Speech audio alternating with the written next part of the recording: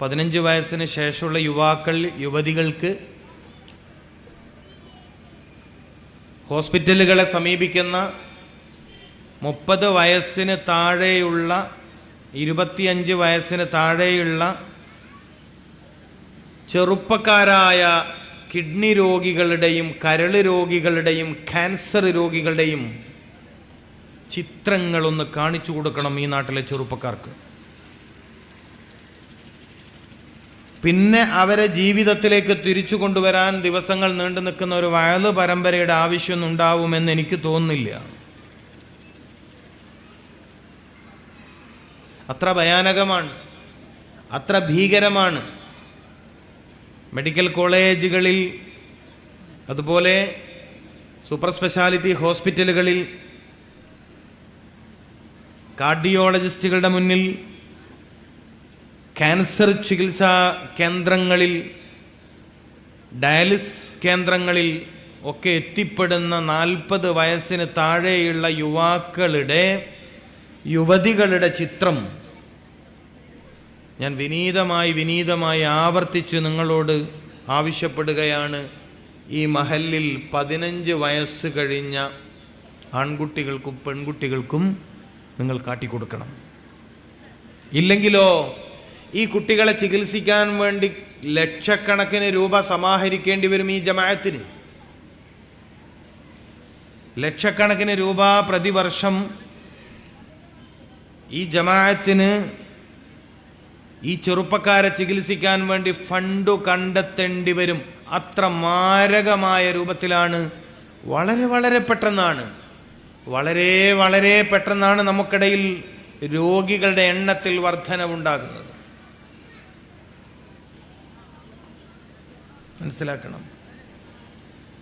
ഇതൊരു നിസ്സാര സംഭവമായി കാണാൻ നാം തയ്യാറാവരുത്. ഇതൊരു നിസ്സാര സംഭവമായി നമ്മൾ കാണാൻ നിന്ന് പോയാൽ ഭീകരമായൊരു അന്തരീക്ഷം നമ്മുടെ സമൂഹത്തിലുണ്ടാവും. ലോകത്തൊരു രാജ്യത്തും ഇല്ലാത്തത്രയും രോഗികൾ കൊച്ചു കേരളത്തിലുണ്ടെന്ന് പറയുമ്പോൾ നിങ്ങൾ ആലോചിക്കണം. ലോകത്തൊരിടത്തും ഇല്ലാത്തത്രയും രോഗികളുടെ എണ്ണത്തിൽ വർധനവുള്ള കേന്ദ്രമാണ് നമ്മുടെ കേരളം. വിദ്യാഭ്യാസത്തിൻ്റെ പേരിൽ മേനി നടിക്കുന്ന, ജീവിത നിലവാരത്തിൻ്റെ പേരിൽ മേനി നടിക്കുന്ന, ജീവിത സൗകര്യങ്ങളുടെ പേരിൽ മേനി നടിക്കുന്ന കേരളീയൻ സ്വന്തം ശരീരത്തെ കാർന്നു തിന്നുന്ന മാരകമായ രോഗങ്ങളിൽ നിന്ന് രക്ഷപ്പെടാൻ എന്തു ചെയ്യണമെന്നറിയാതെ വേവലാതിയിലാണ്.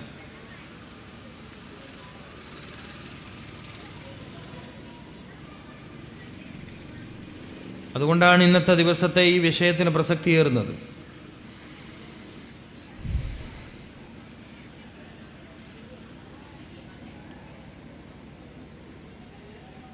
പരിശുദ്ധ ഇസ്ലാം എല്ലാ കാലത്തും മനുഷ്യ സമുദായം അനുഭവപ്പെടുന്ന പ്രയാസങ്ങൾക്ക്, പ്രതിസന്ധികൾക്ക്, ബുദ്ധിമുട്ടുകൾക്ക് ഒക്കെ പരിഹാരം പറഞ്ഞൊരു മതമാണ്.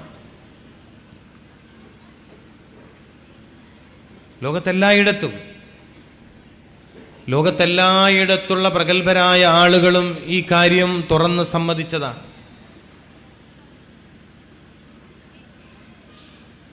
അടുത്ത കാലത്ത് ജീവിച്ച് മരിച്ചുപോയ ഭാരതീയ സന്യാസി സമൂഹത്തിലെ, കൃഷിവര്യന്മാരിലെ, യോഗീവര്യന്മാരിലെ, ഭാരതീയ സമൂഹത്തിന് എപ്പോഴും അഭിമാനിക്കാൻ വക നൽകിയ സന്യാസി വര്യനായ സ്വാമി നിത്യചൈതന്യ യതി മുതൽ വൈദ്യശാസ്ത്ര ഗവേഷണ രംഗത്തെ അതിപ്രഗത്ഭന്മാരായ ഡോക്ടേഴ്സ് വരെ ഇസ്ലാമിക വൈദ്യശാസ്ത്ര സംവിധാനത്തിൻ്റെ മഹാവിജയങ്ങളെക്കുറിച്ച് പറയുകയും എഴുതുകയും ചെയ്തിട്ടുണ്ട്. മാരകമായ രോഗങ്ങൾ കൊണ്ട് പ്രതിസന്ധിയിലായ, മാരകമായ ശാരീരിക മാനസിക രോഗങ്ങൾ കൊണ്ട് പ്രതിസന്ധിയിലായ ആധുനിക സമൂഹത്തിന് വഴികാട്ടിയാവാൻ, പടർന്നു പിടിക്കുന്ന മാരക രോഗങ്ങളെ തടഞ്ഞു നിർത്താൻ പരിശുദ്ധ ഖുർആനിൻ്റെ സന്ദേശങ്ങൾക്ക് കഴിയും എന്ന് പറയാൻ സയ്യിദുനാ മുഹമ്മദുർ റസൂലുള്ളാഹി സ്വല്ലല്ലാഹു അലൈഹി വസല്ലമ തങ്ങളുടെ ജീവിത വഴികൾക്ക് കഴിയുമെന്ന് പറയാനാണ് ഈ സമയം ഞാൻ ഉപയോഗിക്കുന്നത്.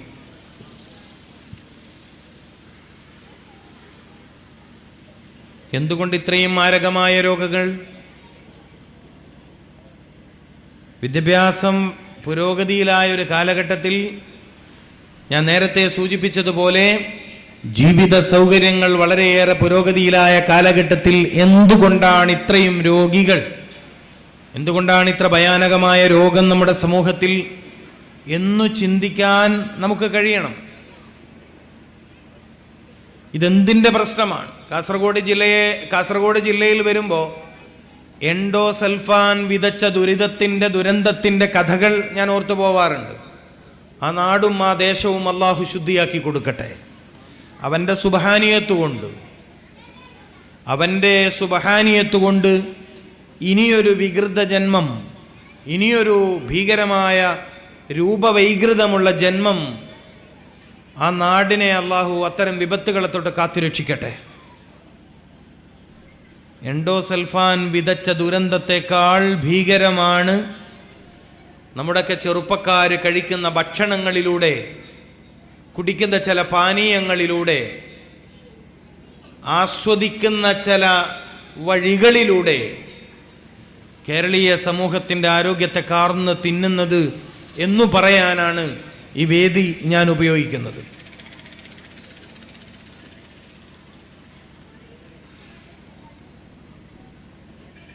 ലോകപ്രശസ്ത പണ്ഡിതൻ, ലോകപ്രശസ്തമായ തഫ്സീർ എഴുതിയ ഒരു പണ്ഡിതൻ ഇമാം റംലി റഹ്മഹുല്ലാ തങ്ങളോട് ജൂതമതവിശ്വാസിയായ ഒരു സഹോദരൻ എല്ലാ പ്രശ്നങ്ങൾക്കും പ്രതിസന്ധികൾക്കും പരിഹാരം നൽകിയ ഗ്രന്ഥം, മനുഷ്യൻ അനുഭവിക്കുന്ന എല്ലാ പ്രയാസങ്ങൾക്കും എല്ലാ ബുദ്ധിമുട്ടുകൾക്കും പരിഹാരം നൽകിയ ഗ്രന്ഥമാണ് ഖുർആൻ എന്ന് നിങ്ങൾ പറയാറുണ്ടല്ലോ. ഇമാം റംലിയോടാണ് ചോദ്യം. മനുഷ്യൻ അനുഭവിക്കുന്ന സർവ്വ പ്രയാസങ്ങൾക്കും പരിഹാരം നൽകിയ ഗ്രന്ഥമാണ് ഖുർആൻ എന്ന് നിങ്ങൾ പറയാറുണ്ട്. മനുഷ്യന് രോഗം വരാതിരിക്കാൻ, ഇത് ഗൗരവമുള്ള ചോദ്യമാണ്.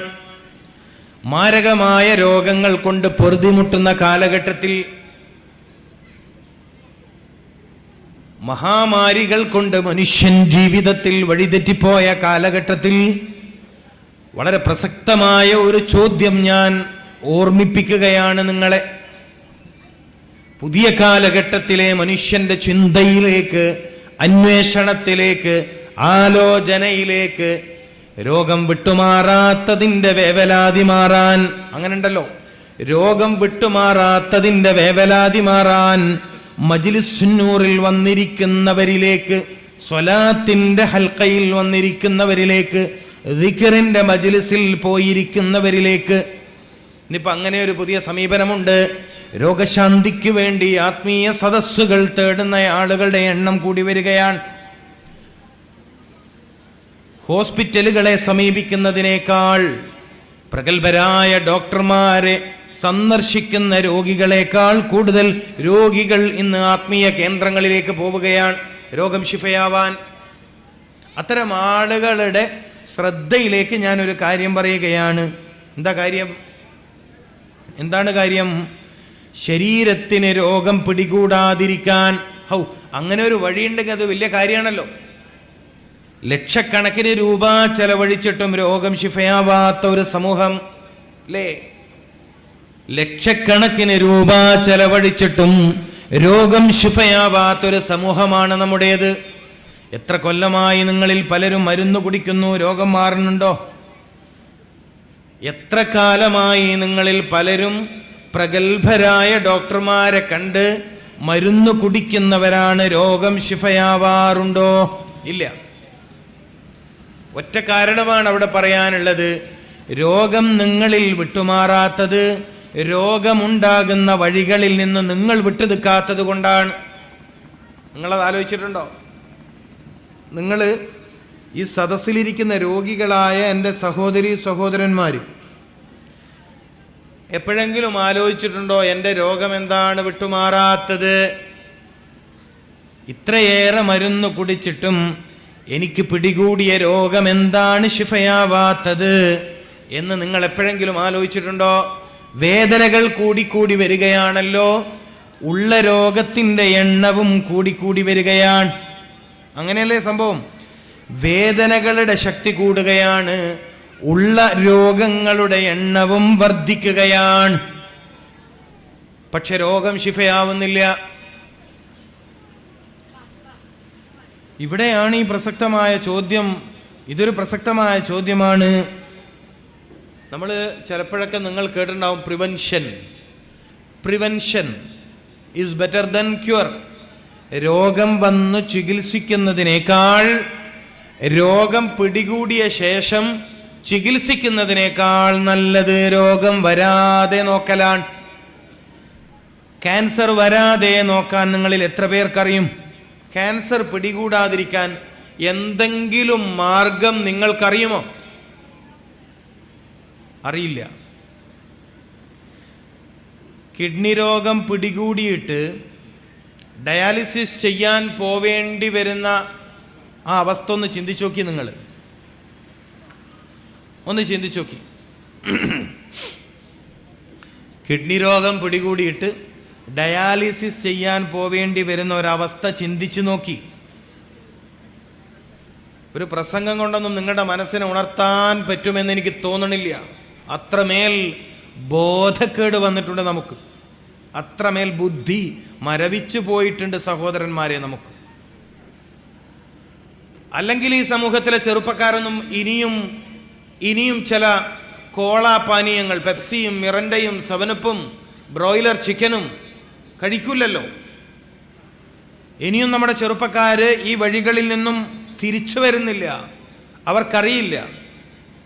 ഡയാലിസിസ് ചെയ്യാൻ വേണ്ടി ശരീരത്തിൽ പ്രത്യേകം ഓപ്പറേഷൻ ചെയ്തിട്ട് കഴുത്തിനോ കയ്യിനൊക്കെ ചില പ്രത്യേക സംവിധാനങ്ങൾ ചെയ്തതിൻ്റെ ദുരിതം പേറുന്ന ആളുകളുടെ സമീപത്ത് ഒരു 10 മിനിറ്റ് ഇരുന്നിട്ട്, ഒരു 10 മിനിറ്റ് ഇരിക്കാൻ കഴിയുമെങ്കിൽ എൻ്റെ ചെറുപ്പക്കാരി വേദമൊന്നും കേൾക്കണ്ട. മനസ്സിലായില്ലേ? കാസർഗോഡ് ജില്ലയിൽ വയൽ എന്നൊക്കെ പറഞ്ഞ ആഘോഷമാണ്. അങ്ങനെയുണ്ട്, നല്ലതുമാണ്. ഇസ്ലാമിക രീതിയിൽ സംഘടിപ്പിക്കുന്ന പരിപാടികൾ സന്തോഷപൂർവ്വം ആഘോഷപൂർവ്വം കൊണ്ടു നടക്കുന്നതൊക്കെ നല്ല കാര്യമാണ്. ഒരൊറ്റ ദിവസം കാസർഗോഡ് ജില്ലയിൽ, കാസർഗോഡ് മാത്രം ഹാർട്ട് അറ്റാക്ക് വരുന്നവരുടെ എണ്ണം അറിയോ നിങ്ങൾക്ക്? ഒരൊറ്റ ദിവസം. അങ്ങനെ എല്ലാ ദിവസവും കാസർഗോഡ് ടൗൺ, കാസർഗോഡ് പരിസര പ്രദേശങ്ങളിൽ ഹൃദയാഘാതം വന്ന് മരിക്കുന്ന ആളുകളുടെ എണ്ണം അറിയുമോ? എൻ്റെ ഈ ചെറുപ്പക്കാർക്ക് അല്ലെങ്കിൽ അവരുടെ ഉപ്പമാരാണല്ലോ ഇരിക്കണേ, അറിയോ? അറിയില്ല. ഞാൻ ചോദിച്ച ചോദ്യം ഇതാണ്. ക്യാൻസർ നിങ്ങളെ പിടികൂടാതിരിക്കാൻ, കിഡ്നി രോഗം നിങ്ങൾക്ക് നിങ്ങളുടെ ശരീരത്തെ ബാധിക്കാതിരിക്കാൻ, മാരകമായ കരള് രോഗം നിങ്ങളെ പിടികൂടാതിരിക്കാൻ നിങ്ങൾക്ക് വഴിയറിയുമോ? മാർഗമറിയുമോ? പ്രതിരോധ വഴി നിങ്ങൾക്കറിയുമോ? അറിയില്ല. വിശുദ്ധ ഖുർആനെ കുറിച്ചാണ് ചോദ്യം. ശരീരത്തിന് രോഗം പിടികൂടാതിരിക്കാൻ വല്ല മാർഗവും നിങ്ങളുടെ ഖുർആൻ മുന്നോട്ട് വച്ചിട്ടുണ്ടോ? വളരെ ഗൗരവമുള്ള ചോദ്യമാണല്ലോ ഇത്. ശാരീരിക രോഗം പിടികൂടാതിരിക്കാൻ എന്ന് വെച്ചാൽ അതിൻ്റെ അർത്ഥം എന്താണ്? ക്യാൻസർ പിടികൂടാതിരിക്കാൻ. അതിൻ്റെ അർത്ഥം അങ്ങനെയാണല്ലോ. ക്യാൻസർ പിടികൂടാതിരിക്കാൻ ഖുർആൻ വല്ല മാർഗവും മുന്നോട്ട് വെച്ചിട്ടുണ്ടോ? ഖുർആൻ അതൊക്കെ പറയേണ്ട കിതാബാണോ? ഖുർആന് നിസ്കാരം പറയണം, നോമ്പ് പറയണം, ഹജ്ജ് പറയണം, സക്കാത്ത് പറയണം, പിന്നെ ഖബറ് പറയണം, പിന്നെ പരലോകം പറയണം, ഇതെല്ലാം, പിന്നെ കുറച്ച് നബിമാരുടെ കഥ പറയണം, ഖസസുൽ അംബിയാ, കുറച്ച് നബിമാരുടെ കഥ പറയണം, ചില നാഗരികതകളുടെ ചരിതം പറയണം. അതിനുമപ്പുറം ക്യാൻസർ വരാതിരിക്കാനുള്ള വഴി ഖുർആൻ പറയണമെന്നത് ന്യായമാണോ? നിങ്ങൾക്ക് അങ്ങനെ ചോദിക്കാനാണോ തോന്നുന്നത്? ഈ കാലഘട്ടത്തിൽ ഈ ചോദ്യം വളരെ പ്രസക്തമാണ്. ഇത്തരമൊരു ചോദ്യത്തെ നേരിട്ടയാൾ ലോകപ്രശസ്ത പണ്ഡിതനായിരുന്നു ഇമാമുന റംലി റഹ്മത്തുള്ളാഹി അലൈഹി. സാധാരണ ഒരു പള്ളിയിലെ ഇമാമിനോടല്ല ഈ ചോദ്യം. ഖുർആനിന് തഫ്സീർ എഴുതിയ ഒരാൾ, ഖുർആനിന് വ്യാഖ്യാനം എഴുതിയ മഹാപണ്ഡിതൻ, അത്തരമൊരാളോടാണ് ചോദ്യം. ശരീരത്തിന് രോഗം പിടികൂടാതിരിക്കാൻ ഖുർആൻ പറഞ്ഞ പ്രതിരോധം വല്ലതുമുണ്ടോ? നിങ്ങൾ എല്ലാ കാര്യത്തിനും പരിഹാരം ഖുർആനിൽ ഉണ്ട് എന്നല്ലേ പറയാറുള്ളത്? അപ്പൊ ഇമാം റംലി തങ്ങൾ പറഞ്ഞു ഉണ്ട്. ശരീരത്തിന് രോഗം വരാതിരിക്കാനുള്ള പ്രതിരോധ മാർഗം ഖുർആൻ പറഞ്ഞിട്ടുണ്ട്. നിങ്ങളിൽ പലർക്കും കേട്ടാൽ ചെറുതെന്ന് തോന്നുന്ന എന്നാൽ വലിയൊരു കാര്യമാണ് ഇമാം റംലി തങ്ങൾ മറുപടിയായി പറഞ്ഞത്. കുലൂ വശ്റബൂ വലാ തുസ്രിഫൂ. ശരീരത്തിന് രോഗം പിടികൂടാതിരിക്കാൻ, ക്യാൻസർ വരാതിരിക്കാൻ, കരള് രോഗം വരാതിരിക്കാൻ, കിഡ്നി ഫെയിലിയർ ആവാതിരിക്കാൻ, ആർത്രൈറ്റിസ് രോഗങ്ങൾ, റൊമാറ്റിസ്, സന്തുവാത സംബന്ധമായ സന്തുരോഗങ്ങൾ വരാതിരിക്കാൻ, അസ്ഥി തേയ്മാന രോഗങ്ങൾ വരാതിരിക്കാൻ, പക്ഷാഘാതം വന്നിട്ട് ഒരു ഭാഗം തളർന്ന് കിടപ്പിലാവുന്ന മാരകമായ അവസ്ഥ വരാതിരിക്കാൻ സഹായകമായ കാര്യം വിശുദ്ധ ഖുർആൻ പറയുന്നു. കുലൂ വശ്റബൂ വലാ തുസ്രിഫൂ. പറഞ്ഞയാള് വലിയ ആളാണ്. രോഗം വരാതിരിക്കാൻ, നിങ്ങളുടെ ശരീരത്തിന് രോഗം പിടികൂടാതിരിക്കാൻ നിങ്ങൾ ഭക്ഷണം കഴിക്കണമെന്നാണ് മറുപടി പറഞ്ഞത്. കുലൂ, നിങ്ങൾ ഭക്ഷണം കഴിക്കണം.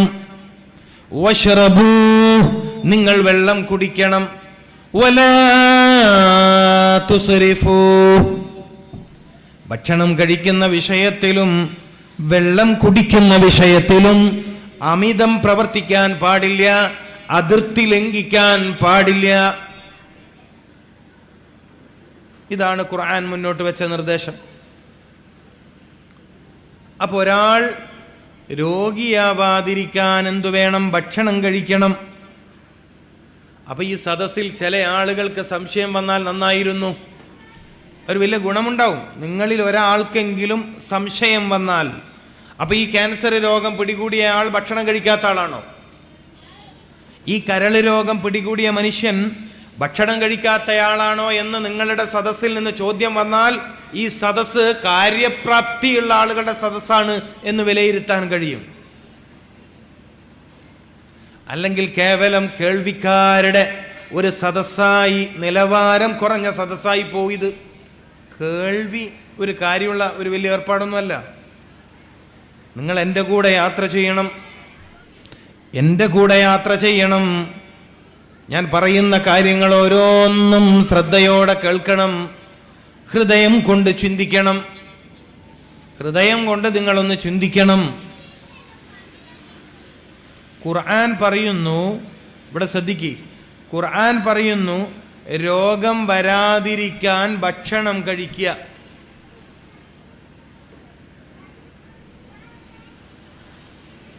അപ്പൊ സദസ്സിൽ നിന്ന് പറയുന്നു, ഈ നാട്ടിൽ ക്യാൻസർ രോഗം വന്നയാൾ ഭക്ഷണം കഴിക്കാറുണ്ടായിരുന്നു.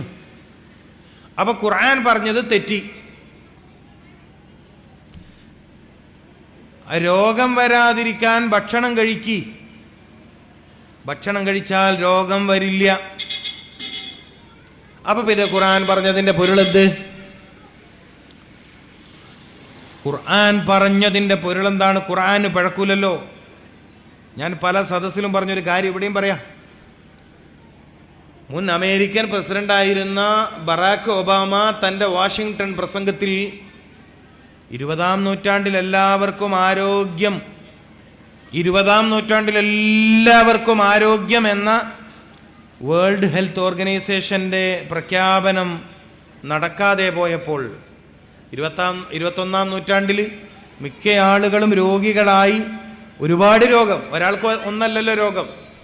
ഈ പുതിയ കാലഘട്ടത്തിലെ ഏറ്റവും ഭീകരമായ മറ്റൊരു പ്രശ്നം എന്താണെന്നറിയോ? ഒരാൾക്കൊന്നല്ല രോഗം. കൊളസ്ട്രോളിൻ്റെ കംപ്ലൈൻറ്റ്, പ്രഷറിൻ്റെ കംപ്ലൈൻറ്റ്, ഷുഗറിൻ്റെ കംപ്ലൈൻറ്റ്, ഹാർട്ടിന് കംപ്ലൈൻറ്റ്. ഒരാൾക്ക് എത്രയും രോഗം. നിങ്ങൾ ശ്രദ്ധിച്ചിട്ടുണ്ടോ? ഈ നാട്ടുകാർ ശ്രദ്ധിച്ചിട്ടുണ്ടോ? ഇന്ന് മിക്ക ആളുകൾക്കും രോഗം ഒന്നല്ലല്ലോ,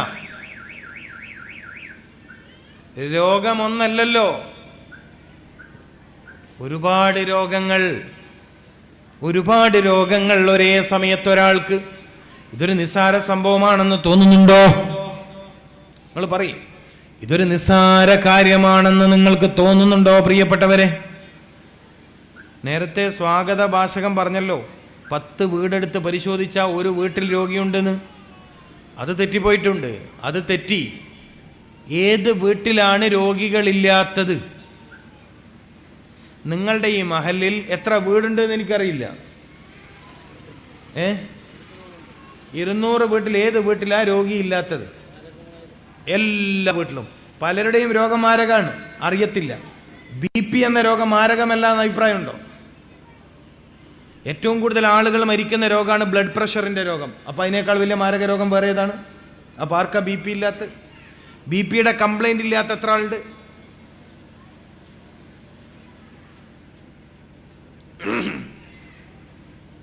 എത്ര പേർക്കാ BPയുടെ കംപ്ലൈന്റ് ഇല്ല? മുട്ടിന് പ്രശ്നമില്ലാത്ത ഏത് വീട്ടിലെ ആളില്ല? എല്ലാ വീട്ടിലും മുട്ടിന് കംപ്ലൈന്റ്. കാൽമുട്ടിന് പ്രശ്നമാണ്. പലരും രോഗങ്ങൾ പറയുന്നില്ല. ആഴ്ചയിൽ 2-3 തവണ തലവേദന വരുന്നവർ, ഇത് ചെറിയ കാര്യമാണോ? ആഴ്ചയിൽ ഒരിക്കലെങ്കിലും തലവേദന വരിക എന്ന് പറയുന്ന ഒരു നിസ്സാര കാര്യമാണോ? ഞാൻ പറഞ്ഞൊരു വിഷയം എന്താണ്? ഒരാൾക്ക് തന്നെ ഒരുപാട് രോഗം. എത്ര മരുന്നാ കുടിക്കണേ? 8 ഗുളിക. നിങ്ങൾ എത്ര മരുന്നാ കുടിക്കുന്നത്? 16 ഗുളിക.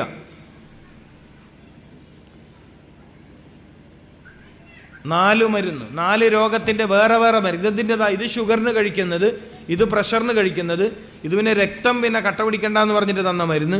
ഇങ്ങനെ പിന്നെ ടേബിളിൽ കൊണ്ടുവച്ച് പറയും. കൺസൾട്ടിംഗ് റൂമിലെ ടേബിളിൽ കൊണ്ടുവച്ച് രോഗികൾ പറയുന്ന വിഷയമാണിത്. ഗൗരവമുണ്ട് കേട്ടോ, നിസ്സാര കാര്യമല്ല ഇത്. എല്ലാ വീട്ടിലും പ്രയാസകരമായ രോഗങ്ങൾ. അപ്പൊ എല്ലാ വീട്ടിലും ഇനി മെഡിക്കൽ ഷോപ്പ് വേണ്ടി വരുമെന്നർത്ഥം. എല്ലാ വീടുകളിലും മെഡിക്കൽ ഷോപ്പ് വേണ്ടി വരുമെന്നർത്ഥം. ഫസ്റ്റ് എയ്ഡ് ബോക്സ് എന്തായാലും വേണ്ടി വരും. മാത്രമല്ല, ഇന്ന് മിക്ക വീടുകളും ഒരു ചെറിയ രൂപത്തിലെങ്കിലും ലാബ് കൂടിയാണ്. മിക്ക വീടുകളിലും ചെറിയ രൂപത്തിലെങ്കിലും ലാബാണ്. എല്ലാ വീട്ടിലും ഇപ്പൊ ഷുഗർ നോക്കുന്ന മെഷീൻ ഉണ്ടെന്നാ തോന്നുന്നത്. സാധാരണ മുമ്പ് ഷുഗർ നോക്കാൻ വേണ്ടി ലാബിലായിരുന്നു പോയിരുന്നത്. പ്രമേഹത്തിന്റെ ടെസ്റ്റ് ചെയ്യാൻ, ഡയബറ്റിക് ടെസ്റ്റ് ചെയ്യാൻ, ഷുഗർ ലെവൽ അറിയാൻ ലാബുകളെ ആയിരുന്നു സമീപിച്ചിരുന്നത്. ഇന്നിപ്പോ എന്തായി? എല്ലാ വീട്ടിലും ഷുഗർ നോക്കാനുള്ള മെഷീൻ, പ്രഷർ നോക്കുന്ന മെഷീൻ എല്ലാമായി. എന്ന് വെച്ചാൽ ഒരു ലാബ്, മിനി ലാബ്.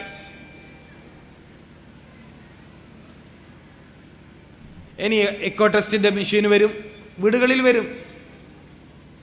ചിലപ്പോൾ ഗവൺമെന്റ് അതൊരു വീടിന് ലൈസൻസ് കിട്ടണമെങ്കിൽ ഇതൊക്കെ വേണ്ടി വരുമെന്ന് സംശയമുണ്ട്. സർക്കാർ വീടിന് ലൈസൻസിന് മഴവെള്ള സംഭരണിയൊക്കെ വേണ്ടിപ്പോ പഞ്ചായത്തിൽ നിന്ന് വീടിന് ലൈസൻസ്, വീടിന്റെ നമ്പർ കിട്ടണമെങ്കിൽ നമ്മളെല്ലാം എടുത്ത് പൂർത്തിയാക്കി കൊടുത്താൽ പിന്നെ മഴവെള്ള സംഭരണി കാണിച്ചു കൊടുക്കണം, അല്ലേ? എന്തെല്ലാം കാണിച്ചു കൊടുക്കണം എന്നതുപോലെ ഇനി ലാബ് കാണിച്ചു കൊടുക്കേണ്ടി വരുന്ന ഒരു കാലം വരുമോ എന്ന് സംശയിക്കേണ്ടിയിരിക്കുന്നു.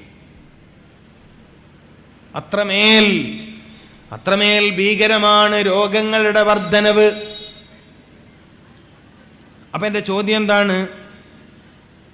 ഖുർആൻ പറഞ്ഞു രോഗം വരാതിരിക്കാൻ ഭക്ഷണം കഴിക്കൂന്ന്. അപ്പൊ സദസ്യർ ചോദ്യം, നമ്മുടെ നാട്ടിൽ രോഗികളൊന്നും ഭക്ഷണം കഴിക്കാത്തവരാണോ? അപ്പൊ ഖുർആനിനാണോ തെറ്റിയത്? നമ്മുടെ ചോദ്യമാണോ തെറ്റിയത്? ഖുർആനിനാണോ തെറ്റുപറ്റിയത്? ചോദ്യത്തിനാണോ തെറ്റുപറ്റിയത്? നിങ്ങൾ ഭക്ഷണം കഴിക്കണം എങ്കിൽ രോഗം വരില്ല. ഈ അടുത്ത കാലത്ത് വൈദ്യശാസ്ത്ര രംഗത്ത് നടന്ന വലിയൊരു പഠനത്തിൽ 2 കാരണങ്ങൾ മാരകമായ രോഗങ്ങൾക്ക് പിന്നിലെന്ന് കണ്ടെത്തി. പ്രധാനമായും നമ്മുടെ സമൂഹം പ്രധാനമായും രോഗികളാവുന്നത് 2 കാരണത്താൽ. അതിലൊന്ന് ഞാൻ പറയുന്ന ശ്രദ്ധിക്കണേ, 2 കാരണത്താലാണ് പ്രധാനമായും മനുഷ്യ സമൂഹം രോഗത്തിലാവുന്നത്. ഏറ്റവും പുതിയ പഠനമാണിത്. ഏറ്റവും പുതിയ പഠനമാണിത്. രണ്ടു കാരണത്താലാണ് പ്രധാനമായും ഇന്ന് രോഗം. ഒന്ന് ടോക്സിൻസ്. ടോക്സിൻ മീൻ വിഷങ്ങൾ. അന്തരീക്ഷത്തിലും ഭക്ഷണത്തിലും വിഷം കലർന്നതാണ് ഒരു പ്രധാന കാരണം. രണ്ടു കാരണത്താലാണ് പ്രധാനമായും ഇന്നു മനുഷ്യ സമൂഹം രോഗികളാവുന്നത്. ഒന്നാമത്തെ കാരണം എന്ത്? നമ്മുടെ വയറ്റിലെത്തുന്ന വിഷങ്ങൾ, മാരകമായ വിഷങ്ങൾ ദിനേന നമ്മുടെ വയറിലെത്തുന്നു എന്നതാണ് ഒരു കാരണം.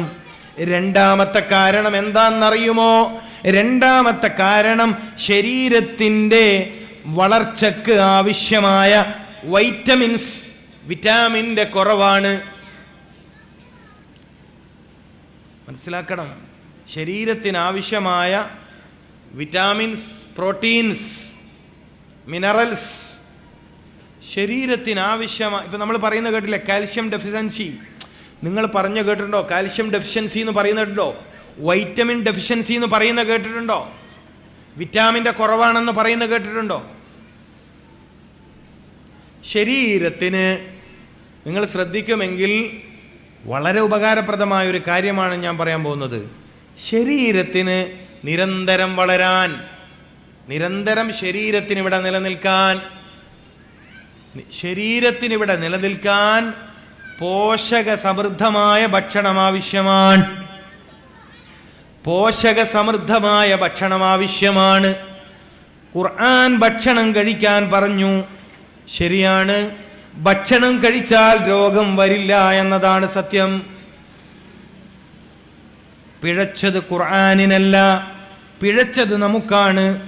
അന്തേ 4 കാര്യങ്ങൾ ഈ വിഷയത്തിൽ നമ്മൾ പഠിക്കണമായിരുന്നു. 4 കാര്യങ്ങൾ. ഒന്ന്,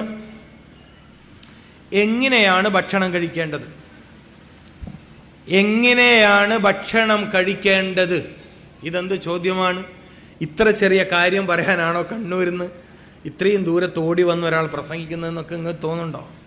ഞാൻ ഈ സദസ്സിനോട് ചോദിക്കട്ടെ, ഈ ഉമ്മമാരോട് ചോദിക്കട്ടെ, നിങ്ങളോട് എല്ലാവരോടും ചോദിക്കുകയാണ്, നിങ്ങൾക്ക് ഭക്ഷണം കഴിക്കാൻ അറിയുമോ? ഞാൻ നിങ്ങളെ ചെറുതാക്കുന്നൊന്നും അല്ല കേട്ടോ. നിങ്ങൾക്ക് ഭക്ഷണം കഴിക്കാൻ അറിയുമോ?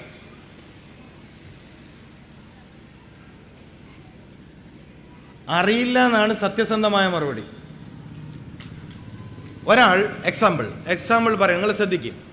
ഒരാൾ വായ തുറന്ന് വെച്ച് ചവക്കുന്നയാളാണെങ്കിൽ അയാൾക്ക് ഭക്ഷണം കഴിക്കാൻ അറിയില്ല. ഒരു പോയിന്റാണ്. നിങ്ങളിൽ ഒരാൾ വായക്കകത്ത് ഭക്ഷണം വെച്ച ശേഷം സംസാരിക്കാനോ മറ്റോ, ഇനി ഒന്നും അല്ലെങ്കിൽ പോലും വായ തുറന്ന് വെച്ച്, ശ്രദ്ധിക്കുക, വായ തുറന്ന് വെച്ച് ചവക്കുന്നവരാണെങ്കിൽ നിങ്ങൾക്ക് ഭക്ഷണം കഴിക്കാൻ അറിയില്ല. ഒന്ന്, നിങ്ങൾ ഭക്ഷണം പ്ലേറ്റിൽ നിന്നിങ്ങനെ എടുക്കുക. ഇവിടെ ശ്രദ്ധിക്കുക. ഭക്ഷണം പ്ലേറ്റിൽ നിന്ന് എടുക്കുകയാണ്. എടുത്തിട്ട് നിങ്ങളുടെ ഇവിടെ കണ്ടോ, ഈ എന്താ ഇവിടെ പറയുക, ഇതിനെന്താ പറയുക ഇവിടെ? ഉള്ളംകൈ. നിങ്ങൾ ഭക്ഷണത്തെ ഉള്ളം കൈയിൽ കൊണ്ടുപോവാറുണ്ടെങ്കിൽ നിങ്ങൾക്ക് ഭക്ഷണം കഴിക്കാൻ അറിയില്ല. അടുത്ത ശ്രദ്ധിക്കുക. നിങ്ങൾ ശ്രദ്ധിക്കുക. ഭക്ഷണം നന്നായി ചവച്ചരക്കാൻ നിങ്ങൾക്ക് സമയമില്ലെങ്കിൽ വായേൽ വെച്ച ഭക്ഷണം ഒന്ന് ശ്രദ്ധിക്കുക പ്രിയപ്പെട്ട മോമിനിങ്ങളെ. വായേൽ വെച്ച ഭക്ഷണം നന്നായി ചവച്ചരക്കാൻ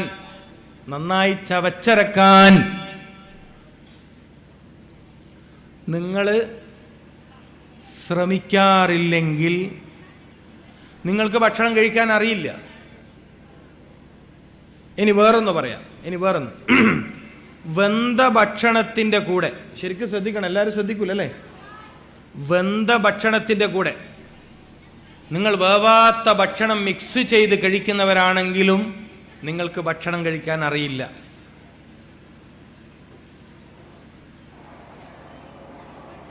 നിങ്ങൾ ശ്രദ്ധിക്കുക. ഇത് ജീവിതത്തിൽ ഓരോ മനുഷ്യനും ആവശ്യമുള്ള കാര്യമാണ്. ഈ ഭൗതിക ജീവിതത്തിൽ 3 കാര്യങ്ങളാണ് അടിസ്ഥാനപരമായി ഒരു മനുഷ്യൻ ആവശ്യമുള്ളത്. ഈ ഭൗതിക ജീവിതത്തിൽ 3 കാര്യങ്ങളാണ് അടിസ്ഥാനപരമായി ഒരു മനുഷ്യൻ ആവശ്യമുള്ളതൊന്ന് ഭക്ഷണം. ഞാൻ പറഞ്ഞൊരു പോയിന്റ് മറന്നു പോവരുത്.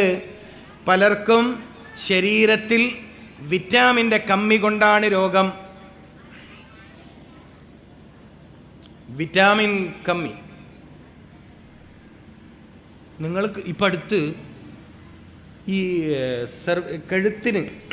കഴുത്തിൻ്റെ ഭാഗത്തൊക്കെ വേദന വന്നിട്ട്, ഇപ്പം സെർവിക്കൽ സ്പോണ്ടിലോസിസ് പോലത്തെ രോഗം, ഈ കഴുത്തലിൻ്റെ ഈ ഭാഗത്തൊക്കെ വേദന വന്ന് ചികിത്സിക്കാൻ പോയാൽ ഡോക്ടേഴ്സ് പറയാറുണ്ട് വിറ്റാമിൻ ഡിയുടെ കുറവുണ്ട്, വിറ്റാമിൻ ഡി കുറവുണ്ട്.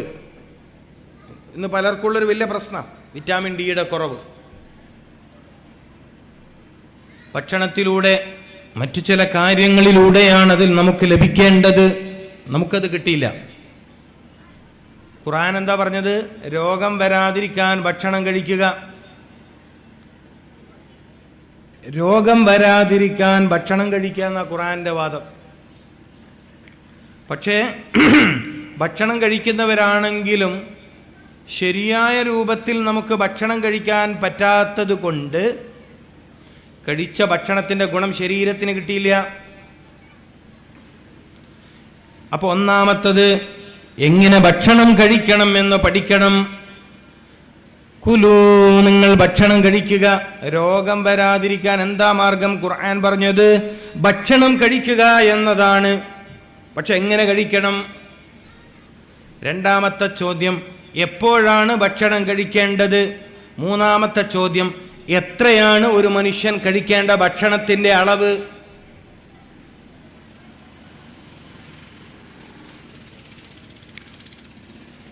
ജീവിതത്തിൽ ഇന്നേ വരെ ചിന്തിക്കാത്തതും പക്വതയില്ലാത്തവർക്ക്, ബുദ്ധിപരമായ പക്വതയില്ലാത്തവർക്ക് നിസ്സാരമെന്ന് തോന്നുന്നതുമായ കാര്യമാണ് ഞാനിപ്പോ പറയുന്നത്. ബുദ്ധിപരമായ പക്വതയില്ലാത്തവർക്ക് നിസ്സാരമെന്ന് തോന്നുന്ന കാര്യമാണ് ഞാൻ പറയുന്നത്. എപ്പോൾ ഭക്ഷണം കഴിക്കണം, എത്ര ഭക്ഷണം കഴിക്കണം, എങ്ങനെ കഴിക്കണം, എന്തു കഴിക്കണം, എന്താ ഭക്ഷണമായി കഴിക്കേണ്ടത്? 4 കാര്യങ്ങൾ അറിയണം.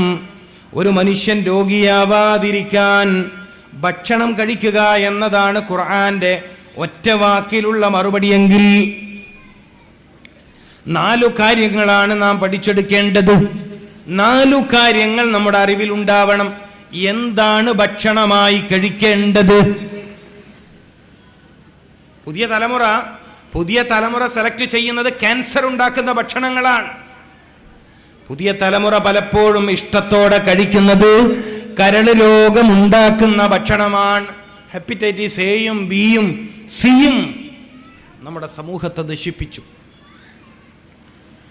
കരൾ രോഗം ഉണ്ടാക്കുന്ന ഭക്ഷണം ചെറിയ കാര്യമാണോ?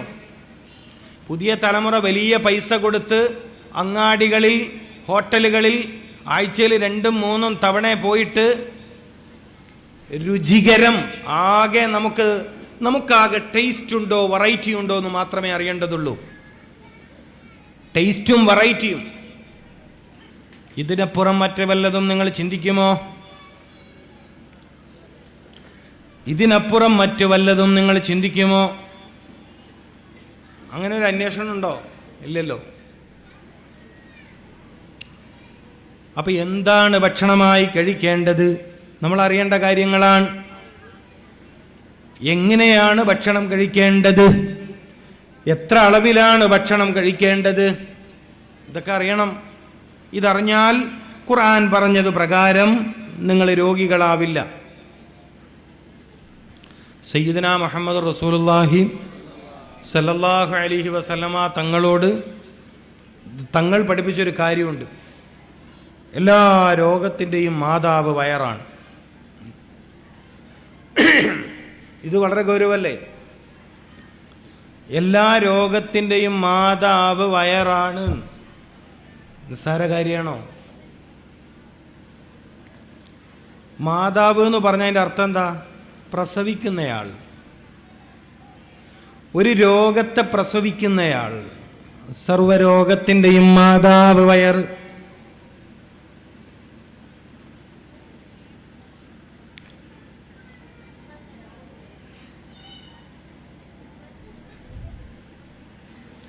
എപ്പോഴെങ്കിലും പ്രിയപ്പെട്ട മുഅ്മിനീങ്ങളെ, എപ്പോഴെങ്കിലും നമ്മൾ അങ്ങനെ ചിന്തിച്ചിട്ടുണ്ടോ?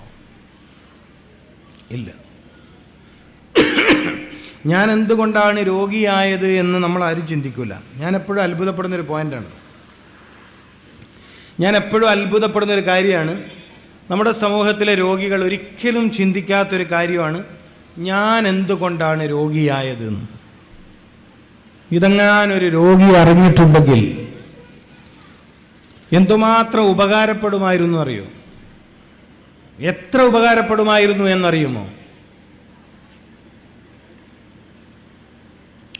ആ കുടുംബത്തിൽ പിന്നെ രോഗികൾ ഉണ്ടാവുമായിരുന്നില്ല.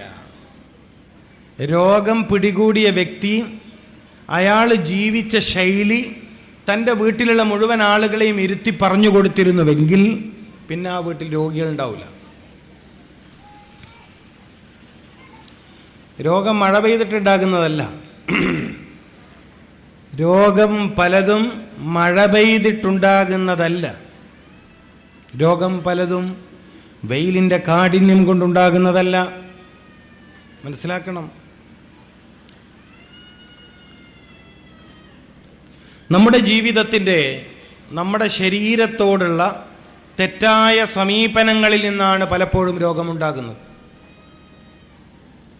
ഞാൻ എൻ്റെ ശരീരത്തോട് സ്വീകരിക്കുന്ന തെറ്റായ സമീപനത്തിൽ നിന്നാണ് രോഗം.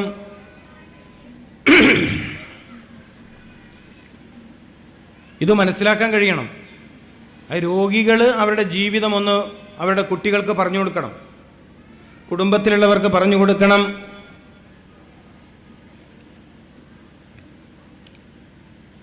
അപ്പൊ ഖുർആൻ ഭക്ഷണം കഴിക്കാൻ പറഞ്ഞു. സയ്യിദുനാ മുഹമ്മദുർ റസൂലുള്ളാഹി സല്ലല്ലാഹു അലൈഹി വസല്ലമ തങ്ങൾ വയറാണ് സർവ്വരോഗത്തിൻ്റെയും മാതാവ് എന്നും പറയുകയുണ്ടായി. വയറാണ് സർവ്വരോഗത്തിൻ്റെയും മാതാവ്.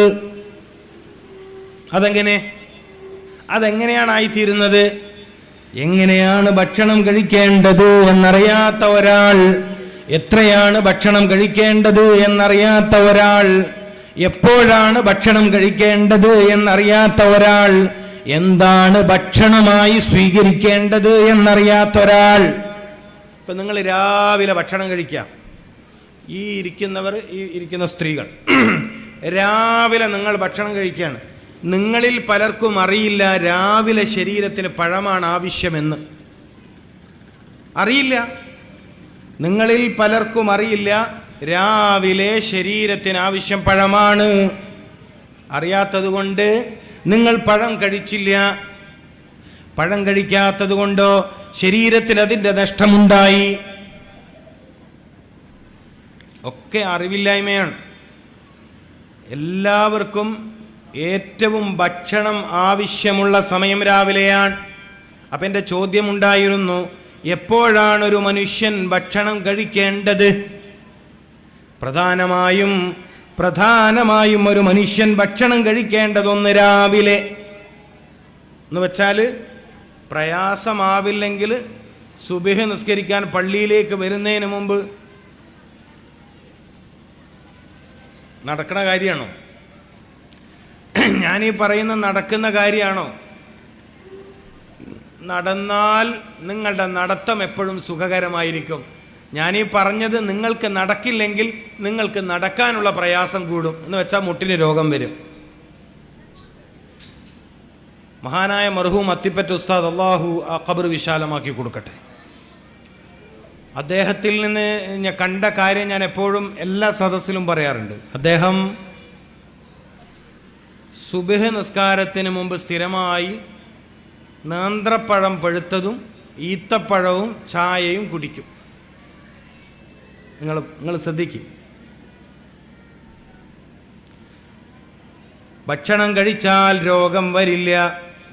ഒരു മനുഷ്യൻ്റെ ശരീരത്തിന് ഭക്ഷണം ഏറ്റവും ഗുണം ചെയ്യുന്ന സമയം, ഒരു മനുഷ്യൻ്റെ ശരീരത്തിന് ഭക്ഷണം ഏറ്റവും ഗുണം ചെയ്യുന്ന സമയത്തിലൊന്ന് സുബഹിന് മുമ്പാണ്. അത് ഇസ്ലാമിക സമൂഹം ആരാധനയായി കൊണ്ടു നടക്കുന്ന ഒരു മാസം തന്നെ ഉണ്ട്. എന്തിനാ? റമദാൻ ജീവിതം പഠിപ്പിക്കാൻ. എന്തിനാണ് ഷഹ്റു റമദാൻ? മനുഷ്യനെ ജീവിതം പഠിപ്പിക്കാൻ. ജീവിതത്തിൽ ഏറ്റവും പ്രധാനപ്പെട്ട കാര്യം എന്താണ്? മനുഷ്യനെ സംബന്ധിച്ചിടത്തോളം ഭക്ഷണം കഴിക്കൽ തന്നെയാണ്. ജനിച്ച ഉടനെ മനുഷ്യനെ ഭക്ഷണം കഴിപ്പിക്കൽ സുന്നത്താണ് വിശുദ്ധ ഇസ്ലാമിൽ. ഇവിടെ അതുണ്ടോ എന്ന് എനിക്കറിയില്ല. ഉണ്ടോ? ജനിച്ച ഉടനെ കുഞ്ഞുങ്ങൾക്ക് മധുരം കൊടുക്കലില്ലേ? അതന്നെ പറഞ്ഞത്, അത് ഭക്ഷണമാണ്. ഇവിടെ ശ്രദ്ധിക്ക്, ബാങ്ക് കൊടുക്കൽ കഴിഞ്ഞാൽ വലത് ചെവിയിൽ ബാങ്കും ഇടത് ചെവിയിൽ ഇക്കാമത്തും കൊടുക്കൽ കഴിഞ്ഞാൽ ഈ ഭൗതിക ജീവിതത്തിലേക്ക് കാലെടുത്തു വച്ച മനുഷ്യന് തന്റെ പിതാവ്, മാതാവ്, കുടുംബക്കാര് ആദ്യം നൽകേണ്ടത് ഭക്ഷണമാണ്. ഭക്ഷണം എന്ന് വെച്ചാൽ മധുരമുള്ള ഭക്ഷണം. മധുരം നൽകൽ സുന്നത്താണ്. ജനിച്ച കുഞ്ഞിന് മധുരം നൽകൽ സുന്നത്താണ്. സയ്യിദുനാ മുഹമ്മദുർ റസൂൽ സല്ലല്ലാഹു അലൈഹി വസല്ലമ തങ്ങളുടെ നാട്ടിലൊരു പതിവുണ്ടായിരുന്നു. ജനിച്ച കുഞ്ഞുങ്ങളെ എടുത്തിട്ട് അവരുടെ ഉമ്മമാര് അല്ലെങ്കിൽ പിതാക്കന്മാര് ജനിച്ച കുഞ്ഞുങ്ങളെ എടുത്തിട്ട് നബി സല്ലല്ലാഹു അലൈഹി വസല്ലമ തങ്ങളുടെ ഹദറത്തിൽ വരും. എന്തിന്? അവിടുത്തെ വായയിൽ വെച്ച് ചവച്ചരച്ച കാരക്കയുടെ അംശം ശ്രദ്ധിക്കണം. മുത്ത് നബി സല്ലല്ലാഹു അലൈഹി വസല്ലമ തങ്ങളുടെ ഉമനീർ കലർന്ന, പരിശുദ്ധമായ ഉമനീർ കലർന്ന, തുപ്പുനീര് കലർന്ന കാരക്കയുടെ അംശം എൻ്റെ കുഞ്ഞിന് ഭൗതിക ജീവിതത്തിലെ ആദ്യ ഭക്ഷണമായി ലഭിക്കണം എന്നാഗ്രഹിച്ചുകൊണ്ട് മദീന മുനവ്വറയിൽ, മക്കത്തുൽ മുക്കറമയിലും മദീന മുനവ്വറയിലും അറബ് സമൂഹം, സ്വഹാബി വര്യന്മാർ നബി സല്ലല്ലാഹു അലൈഹി വസല്ലമ തങ്ങളുടെ ഹദ്റത്തിൽ വരാറുണ്ടായിരുന്നു. ഇത് വലിയൊരു പാഠമാണ്.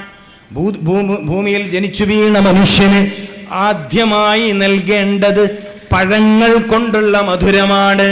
ഈത്തപ്പഴത്തിൻ്റെയോ കാരക്കയുടെയോ മധുരം ഈ നാട്ടിലിനി ജനിച്ചു വീഴുന്ന കുഞ്ഞുങ്ങൾക്ക് ലഭിക്കാൻ നിങ്ങൾ അവസരമുണ്ടാക്കണം. അത് സുന്നത്തുർ റസൂൽ സല്ലല്ലാഹു അലൈഹി വസല്ലം.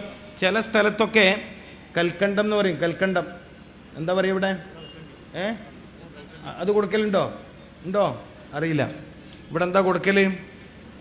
ഇവിടെ എന്താ പതിവ്? അറിയില്ല. നിങ്ങളിവിടെ അല്ലേ? വേറെ നാട്ടിൽ? എന്താ ഇവിടെ പതിവ്? പതിവേ ഇല്ലേ? ഇവിടെ പതിവേ ഇല്ലേ? അല്ലാഹുവേ, ഇവിടെ അങ്ങനെ ഇല്ലേ? അതിപ്പോൾ പെണ്ണുങ്ങളോട് ചോദിക്കേണ്ടി വരും. ഇവിടെ മധുരം ഇല്ലേ? ഉണ്ട്. അല്ലാഹു അലം. ഇല്ല. മധുരം കൊടുക്കലുണ്ട്. ഉണ്ട്. തേനോ അല്ലേ? എന്തേലും ഉണ്ട്. ഈത്തപ്പഴത്തിൻ്റെ. അപ്പം മതി, അത് പറഞ്ഞാൽ മതി. അത് കൊടുക്കണം. ഞാൻ വേറൊരു കാര്യം പറയാം. നിങ്ങൾക്ക് പറ്റുമെങ്കിൽ നിങ്ങളുടെ ഈ മഹല്ലിൽ, ഇതിൻ്റെ പരിസര മഹല്ലിൽ റാക്കിറായ, സ്വാലിഹായ, റാക്കിറായ ഒരു മനുഷ്യനുണ്ടെങ്കിൽ ആ മനുഷ്യൻ്റെ വായക്കകത്തിട്ട് ചവച്ചരച്ച ഈത്തപ്പഴത്തിൻ്റെ മധുരമാണ് കുഞ്ഞുങ്ങൾക്ക് കൊടുക്കുന്നതെങ്കിൽ ആ കുഞ്ഞ് അത്ഭുതകരമായ ആരോഗ്യമുള്ള, ബുദ്ധിശക്തിയുള്ള, ഈമാനിക ശക്തിയുള്ള ഒരാളായി വളരും. മനസ്സിലാക്കണം. അങ്ങനുണ്ട്. ചില ഗുണങ്ങൾ അങ്ങനെയാണ്. നമ്മൾ പ്രതീക്ഷിക്കാത്തതിൽ നിന്നാണ് ചില ഗുണങ്ങൾ ഉണ്ടാവുക. മുഅ്മിനീങ്ങളുടെ നാവിനും മുഅ്മിനീങ്ങളുടെ ഉമനീരിനും മുഅ്മിനീങ്ങളുടെ കൈവിരലുകൾക്കൊക്കെ ശ്രദ്ധുണ്ട്. അതിനൊക്കെ ഗുണങ്ങളുണ്ട്. ഒരു തളികയിൽ നിന്ന് ഒന്നിച്ച് ഭക്ഷണം കഴിക്കാൻ പറഞ്ഞതിൻ്റെ പിന്നിലെ ഹിക്മത്ത് എന്താണ് നിങ്ങൾ മനസ്സിലാക്കിയിട്ടുണ്ടോ? ഒരു തളികയിൽ ഒന്നിച്ചിരുന്ന് ഭക്ഷണം കഴിക്കാൻ പറഞ്ഞതിന് ഒരുപാട് ഗുണങ്ങളില്ലേ? ഒരു തളികയിൽ ഒന്നിച്ചിരുന്ന് ഭക്ഷണം കഴിക്കാൻ പറഞ്ഞതിന് ഒരുപാട് ഗുണങ്ങളുണ്ട്. അപ്പോൾ നമ്മളെ വിഷയം എവിടെയാണ്? രാവിലത്തെ ഭക്ഷണം. നാളെ മുതൽ ഇൻഷാ അല്ലാഹ് അല്ലാഹു തൗഫീക്ക് നൽകട്ടെ. അല്ലാഹു നിങ്ങൾക്കതിന് ഭാഗ്യം നൽകട്ടെ. എന്തിന്?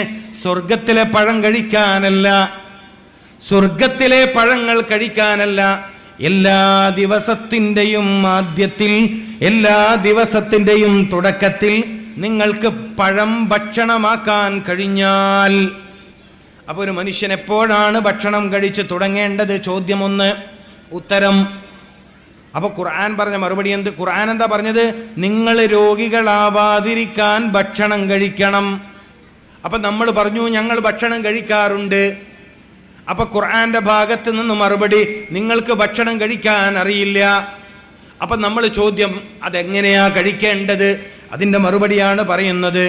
ഭക്ഷണം എന്ന വിഷയം വരുമ്പോൾ അവിടെ 4 കാര്യങ്ങളുണ്ട്. എപ്പോഴാണ് ഭക്ഷണം കഴിക്കേണ്ടത്? ഒരു മനുഷ്യൻ ഒരു ദിവസത്തിലെ ആദ്യത്തെ ഭക്ഷണം കഴിക്കേണ്ടത് പ്രഭാതത്തിലാണ്. അത് പഠിപ്പിക്കുന്ന മാസമാണ് ഷഹ്റു റമദാൻ. റമദാൻ പഠിപ്പിക്കുന്ന ഒരു പ്രധാനപ്പെട്ട പാഠമേതാണ്? അത്താഴം കഴിക്കുക എന്ന് പറയും. അത്താഴം ഇവിടെ എന്താ പറയാ? അത്താഴം കഴിക്കുക എന്ന് പറയും. നിങ്ങൾ അത്താഴത്തെ ഉപേക്ഷിക്കരുത്, അത് ബർക്കത്തുള്ള ഭക്ഷണമാണെന്ന് മുഹമ്മദുർ റസൂൽ. ഇവിടെ ശ്രദ്ധിക്കണം, നിങ്ങൾ അത്താഴം ഉപേക്ഷിക്കരുത്. തറാവീഹ് കഴിഞ്ഞു പോയി വിഭവസമൃദ്ധമായ ഭക്ഷണം കഴിച്ചു എന്നതിൻ്റെ പേരിൽ തറാവീഹ് കഴിഞ്ഞു പോയാൽ ചില നാടുകളിൽ ഭക്ഷണം ഉണ്ടാവും. ക്ഷീണം മാറ്റാൻ ആ സമയത്ത് കഞ്ഞി നല്ലതാണ്. മഞ്ഞളും ജീരകവും തേങ്ങാപ്പാലും ചേർത്ത കഞ്ഞി തറാവീഹ് കഴിഞ്ഞാൽ ശരീരത്തിന് ഉന്മേഷം നൽകുന്നതും വയറിന് ഉന്മേഷം നൽകുന്നതും പിറ്റേന്നത്തെ നോമ്പിന് ശരീരത്തെ സജ്ജമാക്കുന്നതുമാണ്. പക്ഷെ സാധാരണ കഞ്ഞി ആയാൽ പോരാ, വെളുത്ത കഞ്ഞി പറ്റൂല, ഇത്തിരി മഞ്ഞ കളർ വേണം. പെണ്ണുങ്ങൾക്കാണ് ഈ പറഞ്ഞു കൊടുത്തത്. അടുത്ത റമദാൻ ഓർമ്മിച്ചോട്ടെ. ഏത് റമദാൻ അല്ലേ? ആയില്ലേ, ഇനിയിപ്പോൾ 4-5 മാസമല്ലേ ഉള്ളൂ. അപ്പൊ റമദാനിലേക്ക് എൻ്റെ സഹോദരിമാർ ഓർമ്മിച്ചു വെക്കുക. റമദാൻ വലിയ പാഠങ്ങളാണ്. റമദാൻ നൽകുന്ന വലിയ പാഠങ്ങളിൽ ഒരു പാഠം, ഒരു മനുഷ്യൻ എപ്പോഴാണ് ഭക്ഷണം കഴിച്ചു തുടങ്ങേണ്ടത്? നിങ്ങൾ ശ്രദ്ധിക്കുക, ഒരു മനുഷ്യൻ എപ്പോഴാണ് ഭക്ഷണം കഴിച്ചു തുടങ്ങേണ്ടത്? പുലർച്ചെ 5 മണിക്ക് മുമ്പ്. സയ്യിദുനാ മുഹമ്മദുർ റസൂൽ സല്ലല്ലാഹു അലൈഹി വസല്ലമ തങ്ങൾ നമ്മെ പഠിപ്പിച്ച വേറൊരു കാര്യമുണ്ട്. അത്താഴത്തിന് ഏറ്റവും നല്ല ഭക്ഷണം പഴമാണ്. നിങ്ങൾ ശ്രദ്ധിക്കുക, നിങ്ങളിവിടെ ശ്രദ്ധിച്ചാൽ വലിയ ഗുണം കിട്ടും. ഹോസ്പിറ്റലിൽ പോകുന്നതിൻ്റെ എണ്ണം കുറയും, ശരീരത്തിൻ്റെ രോഗത്തിൻ്റെ ശക്തി കുറയും, അവയവത്തിന് ശക്തി വർദ്ധിക്കും. കുറച്ച് കാര്യങ്ങൾ ശ്രദ്ധിച്ചാൽ മതി. എല്ലാവരുടെയും നിത്യജീവിതത്തിൽ ആവശ്യമുള്ള കാര്യമാണ് പറയുന്നത്. ആർക്കും ഇത് ഉപേക്ഷിക്കാൻ കഴിയില്ല. ആർക്കും ഉപേക്ഷിക്കാൻ പറ്റാത്ത പരിശുദ്ധ ഇസ്ലാമിന്റെ പരിശുദ്ധ റസൂൽ സല്ലല്ലാഹു അലൈഹി വസല്ലമ തങ്ങളുടെ അധ്യാപനങ്ങളാണ് പറയുന്നത്. അപ്പോ എപ്പോഴാണ് ഭക്ഷണം കഴിക്കേണ്ടത്? ഭക്ഷണം ശരീരത്തിൽ ഏറ്റവും ഗുണം ചെയ്യുന്ന സമയം. നിങ്ങളിൽ എത്രയോ ആളുകൾ ഹൃദയത്തിന് രോഗമുള്ളവരാണ്. ഹൃദ്രോഗികൾക്ക് ഏറ്റവും നല്ല ഭക്ഷണങ്ങളുടെ കൂട്ടത്തിൽ ഒരു ഭക്ഷണം നേന്ത്രപ്പഴമാണ്. അജുവ കഴിക്കും പോലെ. മനസ്സിലാക്കണം, നിങ്ങൾ അജുവ എന്ന ഈത്തപ്പഴത്തെക്കുറിച്ച് കേട്ടിട്ടുണ്ടോ? ഇമാം അലി റളിയല്ലാഹു തആല അൻഹു പറഞ്ഞിട്ടുണ്ട്, ഒരു ദിവസം ഒരു അജുവയെങ്കിലും കഴിക്കണം. നമുക്ക് കിട്ടുമോ? കേരളീയർക്ക് എവിടെ അജുവ കിട്ടാൻ? കേരളീയർക്ക് എവിടെയാണ് അജുവ കിട്ടാൻ? ഇനി കിട്ടുമെങ്കിൽ തന്നെ 2500 രൂപ 3000 രൂപയൊക്കെ വില കൊടുത്ത് അജുവ വാങ്ങാൻ നമ്മൾക്ക് എല്ലാവർക്കും കഴിയുമോ? കഴിയില്ല.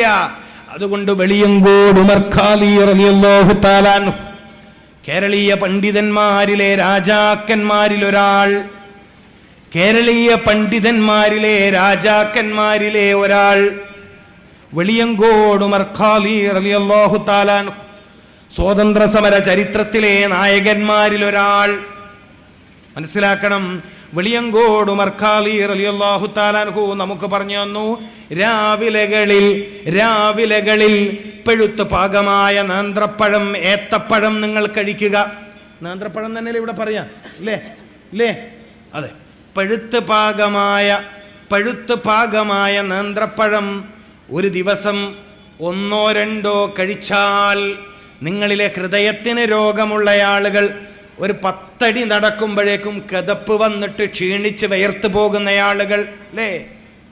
നിങ്ങളിലെ മുട്ടിന് തേയ്മാനം, അസ്ഥി തേയ്മാനം, കാൽമുട്ട് സുജൂദിൽ മടക്കാൻ പറ്റണില്ല, സുജൂദിൽ നെറ്റിത്തടം അല്ലാഹ്ക്ക് വേണ്ടി സമർപ്പിക്കാൻ കഴിയുന്നില്ല, അല്ലേ? ഒന്ന് ശരിയായ രൂപത്തിൽ ബാത്റൂമിൽ ഇരിക്കാൻ കഴിയുന്നില്ല, പലർക്കും മുട്ട് മടങ്ങില്ല. എപ്പോഴാ ഭക്ഷണം കഴിക്കേണ്ടത്?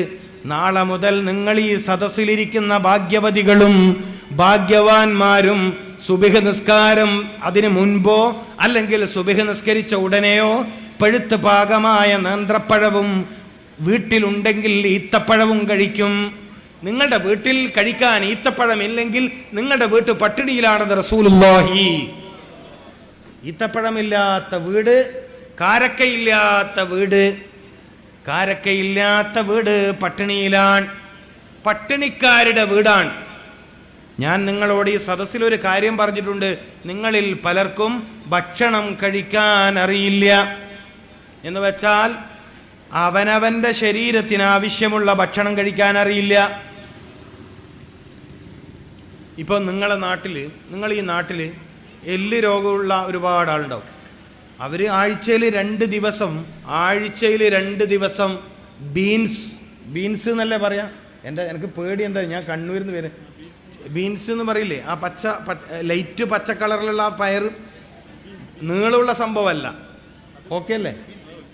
പിന്നെ അമര എന്ന് പേരുള്ള ഒരു പയറുണ്ട്, അമരപ്പയർ, കുറച്ച് വീതിയുള്ള അമര. എന്താ? ഇത് കഴിക്കണം. ആഴ്ചയിൽ 2 ദിവസം ബീൻസ്, ആഴ്ചയിൽ 2 ദിവസം അമര, ആഴ്ചയിൽ 2 ദിവസം ബ്രോക്കോളി എന്ന് പറഞ്ഞിട്ട് ഒരു സാധനം.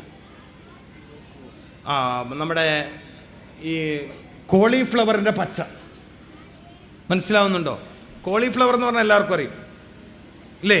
അതിൻ്റെ പച്ച കളറിൽ വരുന്ന ഒരു വെജിറ്റബിൾ ആണ് ബ്രോക്കോളി.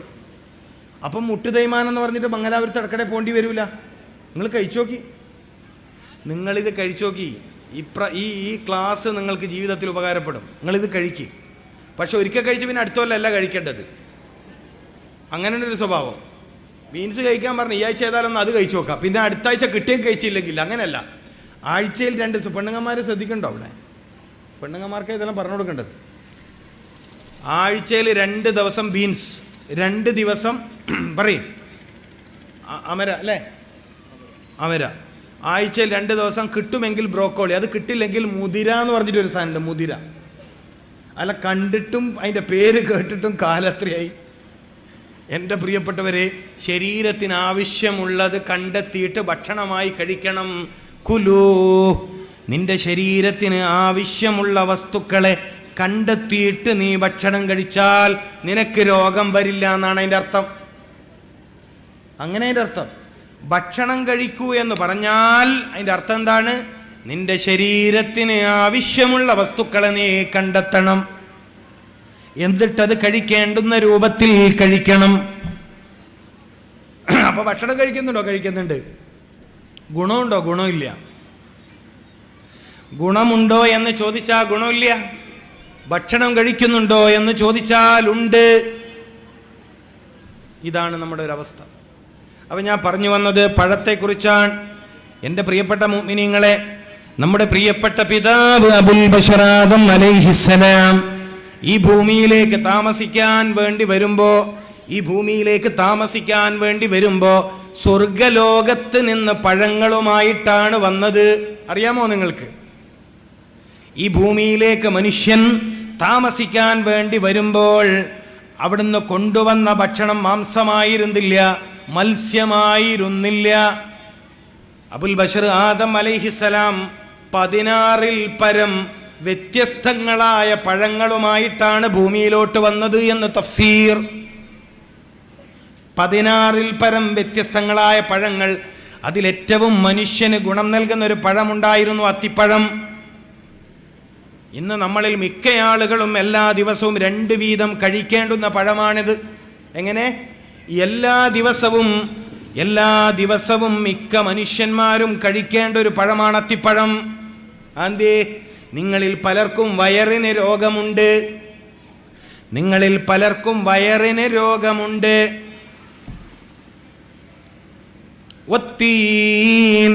ഞാൻ ഇന്ന് പ്രസംഗം തുടങ്ങുമ്പോൾ പരിശുദ്ധ ഖുർആനിലെ സൂറത്തു തീൻ, അത്തിയെ തന്നെയാണ് സത്യം. അത്തിമരത്തെ അല്ലെങ്കിൽ അത്തിപ്പഴത്തെ, അത്തിയെ തന്നെയാണ് സത്യം. ലഖദ് ഖലഖനൽ ഇൻസാന ഫീ അഹ്സനി തഖ്വീം. നിശ്ചയം മനുഷ്യനെ ഏറ്റവും മനോഹരമായ സ്ട്രക്ചറിൽ, ശൈലിയിൽ, അനാട്ടമിക്കലി, ഫിസിയോളജിക്കലി ഏറ്റവും ഹെൽത്ത്ഫുള്ളായ, ഏറ്റവും ആരോഗ്യപരമായ, ഏറ്റവും സൗന്ദര്യമായ രൂപത്തിലാണ് മനുഷ്യനെ നാം പടച്ചത് എന്ന് പറയാൻ ലഖദ് ഖലഖനൽ ഇൻസാൻ, നിശ്ചയം നാം മനുഷ്യനെ പടച്ചിരിക്കുന്നു ഫീ അഹ്സനി തഖ്വീം, ഏറ്റവും ചൊവ്വായ, ഏറ്റവും കരുത്തുള്ള, ഏറ്റവും മനോഹരമായ. ഇതൊരുപാട് വിശദീകരണം ആവശ്യമുള്ള ആയത്താണ്. ഏറ്റവും മനോഹരമായ രൂപത്തിലാണ് മനുഷ്യനെ നാം പടച്ചത് എന്ന് പറയാൻ, ഇങ്ങനെ ഒരു കാര്യം പറയാൻ അള്ളാഹു ആദ്യം സത്യം ചെയ്തത് ഏത് പഴത്തെ കൊണ്ടാണ്? വത്തീൻ. നിങ്ങളിൽ ചിന്തിക്കാൻ കഴിവുള്ളവർ ചിന്തിക്കുമെന്നാണ് ഞാൻ വിശ്വസിക്കുന്നത്. വത്തീൻ, ഈ പഴവുമായിട്ടാണ് ആദം അലൈഹിസ്സലാം ഭൂമിയിലേക്ക് വന്നത്. എന്തെല്ലാം ഗുണങ്ങളാണ്, എന്തെല്ലാം ഗുണങ്ങളാണ്! മൂത്രാശയ രോഗങ്ങളെ ഇല്ലായ്മ ചെയ്യാൻ കഴിവുള്ള പഴമാണിത്. ഉദര സംബന്ധമായ അൾസർ പോലോത്ത ആസിഡിറ്റിയുടെ കംപ്ലൈൻറ്റുകൾക്ക്, വയറ് പുകച്ചില്, നെഞ്ചരിച്ചില്, അതുപോലെ തന്നെ പൈൽസിൻ്റെ കംപ്ലൈൻറ്റുകൾ, അർഷസിൻ്റെ കംപ്ലൈൻറ്റുകൾ ഒക്കെ ഇല്ലായ്മ ചെയ്യാൻ കഴിയുന്ന അമൂല്യ ഗുണമുള്ള പഴമാണ് അത്തി. എന്നതിനേക്കാൾ അത്തിപ്പഴത്തിൻ്റെ വലിയ ഗുണം എന്താണ്? മനുഷ്യ ശരീരത്തിൻ്റെ പ്രതിരോധ ശക്തിയെ അത് വർദ്ധിപ്പിക്കും. നമ്മൾ ചോദിച്ചല്ലോ, രോഗം വന്ന് ചികിത്സിക്കുന്നതാണോ നല്ലത്, രോഗം വരാതെ സൂക്ഷിക്കലാണോ നല്ലത്? ഒരു മനുഷ്യന് ഈ ദുനിയാവിൽ ഏറ്റവും ആവശ്യം പ്രതിരോധമാണ്, പ്രതിരോധശേഷിയാണ് ആവശ്യം. മനുഷ്യ ശരീരത്തിൻ്റെ പ്രതിരോധശേഷി ശക്തിപ്പെടുത്താൻ ഒരു പക്ഷേ ശ്രദ്ധിക്കണം, മനുഷ്യൻ്റെ ശരീരത്തിൻ്റെ പ്രതിരോധശേഷി ശക്തിപ്പെടുത്താൻ മുലപ്പാൽ കഴിഞ്ഞാൽ ഒരു പക്ഷേ അത്തിപ്പഴത്തോളം നിങ്ങളെ സഹായിക്കുന്ന വേറെ വസ്തു ഇല്ല. നിങ്ങൾ ചിന്തിക്കും, നിങ്ങൾ മനസ്സിലാക്കേണ്ട കാര്യമാണ്. എല്ലാ സമയത്തും മനുഷ്യന്മാർക്ക് കഴിക്കാൻ പറ്റുന്ന ചില പഴങ്ങളുണ്ട്. ചില പഴങ്ങളോ അതിൻ്റെ സീസണിൽ മാത്രമേ കഴിക്കാൻ പാടുള്ളൂ. മാങ്ങ എന്ന് പറയുന്നത് അതിൻ്റെ സീസണിലേ കഴിക്കാവൂ. ഓഫ് സീസണിൽ മാങ്ങ കഴിക്കരുത്. വിപണിയിൽ കിട്ടുമെന്ന് പറഞ്ഞിട്ട് കാര്യമില്ല. നമ്മുടെ നാട്ടിൽ മാമ്പഴം എപ്പോഴാണോ ഉണ്ടാവുന്നത് ആ സമയത്താണ് മാങ്ങ കഴിക്കേണ്ടത്. എപ്പോഴാ ചക്ക കഴിക്കേണ്ടത്? കേരളീയ സമൂഹത്തിൻ്റെ വലിയൊരു സൗഭാഗ്യമുള്ള പഴമാണല്ലോ ചക്ക, ജാക്ക് ഫ്രൂട്ട്. പച്ച ചക്കയിൽ പ്രമേഹത്തെ പ്രതിരോധിക്കാൻ കഴിവുള്ള അമൂല്യമായ ഔഷധ ഗുണമുണ്ട്. അപ്പൊ ചക്ക കഴിക്കേണ്ടത് അതിൻ്റെ സീസണിലാണ്. ഓരോ പഴങ്ങളും അതിൻ്റെ സീസണിലാണ് കഴിക്കേണ്ടത്. ഭക്ഷണത്തിലെ രാജകീയ സ്ഥാനം പഴങ്ങൾക്കുണ്ട്. പ്രതിരോധശേഷി, ഇപ്പം നമ്മുടെ നാട്ടിൽ ചില സ്ത്രീകൾക്ക് പ്രസവം കഴിഞ്ഞാൽ മുലപ്പാൽ കുറവ് എന്നൊരു വലിയ പ്രയാസമുണ്ട്. ഇന്ന് ഒരുപാട് സ്ത്രീകൾക്ക് ആ പ്രയാസമുണ്ട്. കുഞ്ഞുങ്ങൾക്ക് വേണ്ട രൂപത്തിൽ പാല് കൊടുക്കാൻ, ഫീഡ് ചെയ്യാൻ വേണ്ട രൂപത്തിൽ പാലില്ലാത്തതിൻ്റെ പ്രയാസം അനുഭവിക്കുന്ന എത്രയോ സഹോദരിമാരുണ്ട്. ഒരുപാട് പ്രശ്നങ്ങളുണ്ട് അതിൻ്റെ പിന്നിൽ. ഗർഭകാലത്ത് കഴിക്കുന്ന, പ്രഗ്നൻസി പീരീഡിൽ കഴിക്കുന്ന ചില മെഡിസിൻസ്, പ്രസവത്തോട് തൊട്ടടുത്ത് കുത്തിവെക്കുന്ന ചില മരുന്നുകൾ, സഹോദരിമാർ ശ്രദ്ധിക്കണം. പ്രസവത്തിൻ്റെ തൊട്ടടുത്ത സമയത്ത് കുത്തിവെക്കുന്ന ചില മരുന്നുകൾ, പ്രസവം എളുപ്പമാക്കുമെന്ന് പേര് പറഞ്ഞു നൽകുന്ന ചില മരുന്നുകൾ മുലപ്പാല് വറ്റിക്കാൻ കാരണമായി തീരുന്നു എന്ന് ആരോഗ്യരംഗത്ത് ചില ചർച്ചകളുണ്ട്. നന്നായി കുഞ്ഞുങ്ങൾക്ക് പാല് കൊടുക്കാത്ത സ്ത്രീകൾക്ക് ബ്രസ്റ്റിന് കംപ്ലൈൻറ്റ് വരും. സ്ത്രീകളുടെ ആരോഗ്യത്തെ അത് സാരമായി ബാധിക്കും. മുലപ്പാല് കൊടുക്കുന്നതിലൂടെ പാല് കൊടുക്കുന്ന കുഞ്ഞിന് കിട്ടുന്നതിനേക്കാൾ ഒരുപക്ഷെ ആരോഗ്യം അത് കൊടുക്കുന്ന ഉമ്മാക്ക് കിട്ടുന്നുണ്ട്. മനസ്സിലാക്കണം. സ്ത്രീ ശരീരത്തിൻ്റെ ആരോഗ്യത്തെ സംരക്ഷിക്കുന്നതിൽ അല്ലാഹു സുബ്ഹാനഹു വ തആല വലിയ ചില കാര്യങ്ങൾ ഒരുക്കിയിട്ടുണ്ട്. ഇതൊന്നും നിസ്സാരമല്ല. സ്ത്രീ ശരീരത്തിന്റെ ആരോഗ്യത്തെ സംരക്ഷിക്കാൻ അല്ലാഹു സുബ്ഹാനഹു വ തആല ചില ഗൗരവമേറിയ കാര്യങ്ങൾ അവരുടെ ശരീരത്തിൽ സംവിധാനിച്ചിട്ടുണ്ട്. ഇപ്പൊ ഒരു ഉദാഹരണം പറയാലോ, ഒരു ഉദാഹരണം ഞാൻ പറയാം. പുരുഷന്മാരെക്കാൾ ഹൃദ്രോഗം വരാൻ, ഹാർട്ട് ഡിസീസ് വരാൻ, പുരുഷന്മാരെക്കാൾ ഹൃദ്രോഗം വരാൻ സ്ത്രീകൾക്ക് സാധ്യത കുറവാണ്. പുരുഷന്മാർക്ക് ഹൃദ്രോഗം വരുന്ന അത്ര ആർക്ക് വരൂല? സ്ത്രീകൾക്ക് വരൂല. കുറേ കാരണങ്ങളുണ്ട്. അതിൻ്റെ ഒരു പ്രധാന കാരണം അവർക്ക് എല്ലാ മാസവും ഉണ്ടാകുന്ന മെൻസസ്. മാസമുറപ്പ് എത്ര വലിയ അനുഗ്രഹമാണ്! മെൻസസ് ആവുക എന്നുള്ളത് എത്ര വലിയ അനുഗ്രഹമാണ്! വ്യാപകമായി ഇന്ന് സ്ത്രീകൾക്ക് ഇത് പ്രശ്നമാണ്. കേരളീയ സ്ത്രീകളിൽ 35 വയസ്സാകുമ്പോഴേക്ക് തന്നെ മെൻസസ് കംപ്ലൈന്റുകൾ വ്യാപകമാണ്. കാരണം പലപ്പോഴും അനാവശ്യ മരുന്നുകൾ കുടിക്കേണ്ടി വരുന്നത്, ശരീരത്തിന് ആവശ്യമില്ലാത്ത മരുന്നുകൾ പലപ്പോഴും കുടിക്കേണ്ടി വരുന്നത് നമ്മുടെ സഹോദരിമാരാണ്. നിങ്ങൾ ശ്രദ്ധിക്കണം, പലപ്പോഴും ശരീരത്തിന് ദോഷകരമായ മരുന്ന് കുടിക്കേണ്ടി വരുന്നത് നമ്മുടെ സഹോദരിമാരാണ്. ഒരു സ്ത്രീ 5 തവണ ഗർഭിണിയാകുന്നുവെങ്കിൽ ഏകദേശം 5 തവണ 1-ാം മാസം മുതൽ 9-ാം മാസം വരെ ശരീരത്തിന് പല നിലക്കും ദോഷം ചെയ്യുന്ന മരുന്ന് ഈ പെണ്ണുങ്ങൾ കുടിക്കേണ്ടി വരുന്നുണ്ട്. അയേൺ ഗുളികയിലും വൈറ്റമിൻ ഡെഫിഷ്യൻസിക്ക് വേണ്ടി, കാൽസ്യം ഡെഫിഷ്യൻസിക്ക് വേണ്ടി കൊടുക്കുന്ന ഗുളികയിലും സ്ത്രീകളുടെ ശരീരത്തിന് മാരകമായ അപകടമുണ്ടാക്കുന്നതായി ഗവേഷകന്മാർ കണ്ടെത്തിയിട്ടുണ്ട്. നിസ്സാര കാര്യമാണോ ഇത്? ഒരു തവണ ചന്ദ്രികാ പത്രത്തിൻ്റെ ഒരു ആരോഗ്യക്കുറിപ്പ് ഞാൻ എടുത്തു വച്ചിട്ടുണ്ട്. ചന്ദ്രികാ പത്രത്തിൽ വന്ന ഒരു ആരോഗ്യക്കുറിപ്പിൽ ഞാൻ വായിച്ച് ഞെട്ടിപ്പോയി. ഈ സ്ത്രീകൾ ഗർഭകാലത്ത് കഴിക്കുന്ന അയേൺ ഗുളികയിൽ ഇരുമ്പിൻ്റെ അയിര് കണ്ടെത്തി. ഇരുമ്പയിര് കണ്ടെത്തി. നിസ്സാര കാര്യമാണോ? കേരളത്തിൽ ഈ അടുത്ത കാലത്ത് ഒരു 5-6 കൊല്ലമായിട്ട് സ്ത്രീകൾക്കിടയിൽ ഒരു പുതിയ പ്രശ്നം. 35 വയസ്സെല്ലാം കഴിഞ്ഞാൽ പിന്നെ ബ്ലീഡിങ് നിൽക്കൂല. മെൻസസ് ആയ രക്തം ഒരേ പോക്ക. 40 വയസ്സിനോടടുത്ത സ്ത്രീകളിൽ വ്യാപകമായി പ്രശ്നമുണ്ട്. പുരുഷന്മാർക്ക് ഇതിൻ്റെ ഗൗരവം അറിയില്ല, സ്ത്രീകൾക്കും ഇതിൻ്റെ ഗൗരവം അറിയില്ല. ഇതിലൂടെ ഉണ്ടാകുന്ന മാരകമായ പ്രശ്നം അറിയില്ല.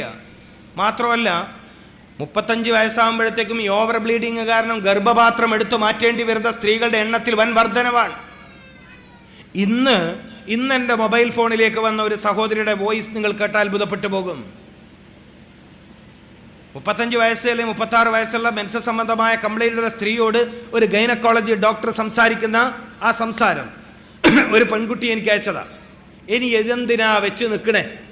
ഇനി പ്രസവിക്കത്തൊന്നും ഇല്ലല്ലോ, പിന്നെന്തിനാ ഗർഭപാത്രം ശരീരത്തിൽ വെച്ച് നിൽക്കണേ? ഓപ്പറേറ്റ് ചെയ്ത് കളഞ്ഞേ, ഓപ്പറേഷൻ ചെയ്തെടുത്ത് കളഞ്ഞൂട്. അതെന്തിനാ ഇനി വെച്ച് നിൽക്കണേ? നിസ്സാര കാര്യമാണോ? യൗവനത്തിൽ 35 വയസ്സ്, 36 വയസ്സ്, 40 വയസ്സ് എന്നൊക്കെ പറഞ്ഞ ഒരു സ്ത്രീ യുവതിയാണ്. ഇത്രയും ചെറിയ പ്രായത്തിൽ ശരീരത്തിൽ നിന്ന് ഗർഭപാത്രം എടുത്തു നീക്കുക എന്ന് പറഞ്ഞാൽ നിസ്സാര കാര്യമാണോ? ഇതിനെക്കുറിച്ചൊന്നും ചിന്തിക്കാൻ ആവശ്യമായ വിദ്യാഭ്യാസം നമ്മുടെ സമൂഹത്തിൽ പെൺകുട്ടികൾക്ക് നമ്മൾ നൽകിയിട്ടില്ല. വ്യാപകമായി ഗർഭപാത്രം എടുത്തു മാറ്റപ്പെടുന്ന സ്ത്രീകളുടെ എണ്ണത്തിൽ വലിയ വർധനവാണ്. ഇതിലൂടെ വരുന്ന മാരകമായ പിന്നീട് വരുന്ന മാരകമായ രോഗങ്ങളെ കുറിച്ചൊന്നും ഇവര് ചിന്തിക്കൂല.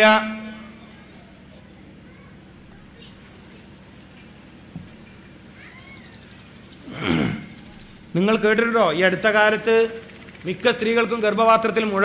നിങ്ങൾ കേട്ടിട്ടില്ലേ ഇതൊന്നും? മഹല്ല് സർവേ നടത്തൂ. മിക്ക സ്ത്രീകൾക്കും ഗർഭപാത്രത്തിൽ മുഴയെന്നാണ് ഡോക്ടർമാർ പറയുന്നത്. എന്തായിരിക്കും കാരണം? ഇതൊക്കെ നിസ്സാര വിഷയങ്ങളാണോ?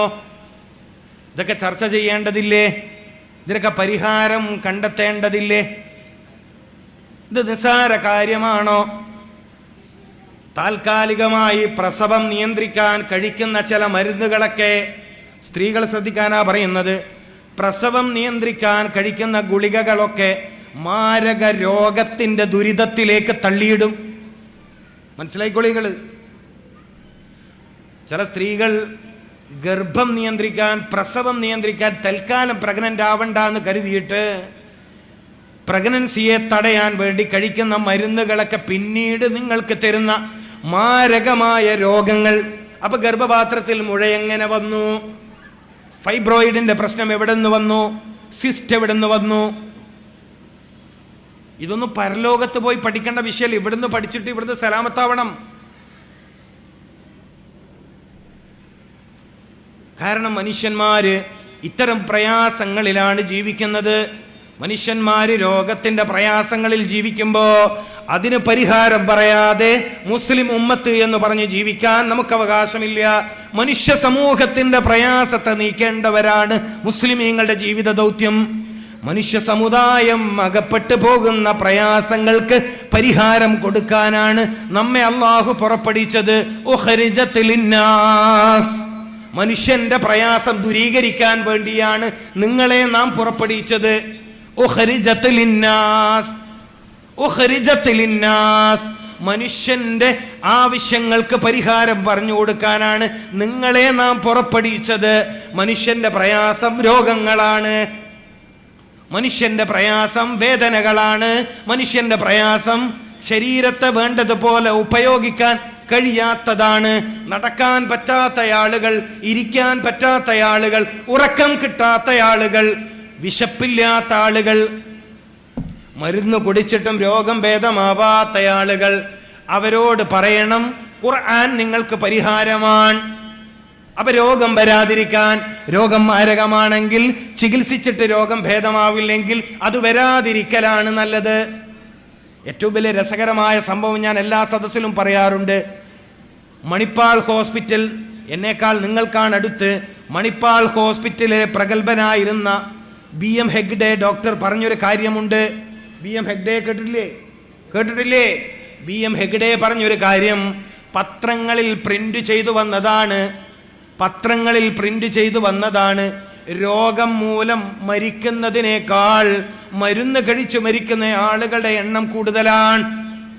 രോഗം കാരണത്താലല്ല ആളുകൾ മരിക്കുന്നത്, പലപ്പോഴും മരുന്ന് കാരണത്താലാണ് നമ്മളിൽ പലരും നേരത്തെ മരിക്കേണ്ടി വരുന്നത്. ഇതെന്റെ യുവാക്കൾ പഠിക്കട്ടെ. രോഗം വരണോ രോഗം വരാതിരിക്കണോ എന്നവർ ചിന്തിക്കട്ടെ, തീരുമാനിക്കട്ടെ. രോഗം വന്നിട്ട് ആളുകൾ മരിക്കുന്നതിനേക്കാൾ എങ്ങനെ ആള് മരിക്കണത്? മരുന്ന് കുടിച്ചിട്ട്. എന്റെ അഭിപ്രായമാണോ? അല്ല. ലോകം തന്നെ ബഹുമാനിക്കുന്ന ഇന്ത്യയിലെ പ്രഗത്ഭനായ ഒരു ഡോക്ടർ പറഞ്ഞതാണോ? അത് രേഖയാണ്. എന്താ പറഞ്ഞത്? രോഗം പിടികൂടിയിട്ട് മരിക്കുന്നതിനേക്കാൾ രോഗവർദ്ധനവല്ല ആളുകളെ മരിപ്പിക്കുന്നത്. ഇത് വളരെ പ്രശസ്തമായി ഞാനത് ഫോട്ടോ എടുത്ത് കൊണ്ടുവന്നിട്ടുണ്ട്. ഞാൻ സദസ്സിൽ എവിടെയും കാണിക്കാറൊന്നും ഇല്ലെങ്കിലും നിങ്ങളിൽ കാണാത്തവരുണ്ടെങ്കിൽ അങ്ങനൊക്കെ പറഞ്ഞിട്ടുണ്ടോ എന്ന് നിങ്ങൾക്ക് സംശയം ഉണ്ടെങ്കിൽ നിങ്ങളിൽ ആളുകൾക്ക് കാണാൻ വേണ്ടി ഞാനിത് കൊണ്ടുവന്നിട്ടുണ്ട്. മനസ്സിലാക്കണം പ്രിയപ്പെട്ടവരെ, നിങ്ങൾ മനസ്സിലാക്കേണ്ട വിഷയമാണ്. രോഗം പിടികൂടിയിട്ട് മരിക്കുന്നതിനേക്കാൾ ആളുകൾ മരിക്കുന്നത് മരുന്ന് കുടിച്ചിട്ട്. മരുന്ന് വേണോ വേണ്ടേ? മരുന്നില്ലാത്ത ജീവിതം വേണോ വേണ്ടേ? നിങ്ങൾ ചിന്തിക്കണം. മരുന്നില്ലാത്ത ജീവിതം വേണോ വേണ്ടേന്ന് നിങ്ങൾ ചിന്തിക്കണം പ്രിയപ്പെട്ടവരെ, നിങ്ങൾ ചിന്തിക്കണം. നിസ്സാര കാര്യമല്ല. എന്താ, നിങ്ങളിൽ ഒരാളെങ്കിലും ഇത് കാണണമല്ലോ. നിങ്ങളെ സദസ്സിലിരുന്ന ഒരാളെങ്കിലും അയാളുടെ ഫോട്ടോ സഹിതമുള്ള റിപ്പോർട്ടാണ്. പത്രത്തിൽ നിന്ന് ഫോട്ടോ എടുത്താണിത്. മനസ്സിലാക്കണം. രോഗം വരണോ വേണ്ടേ?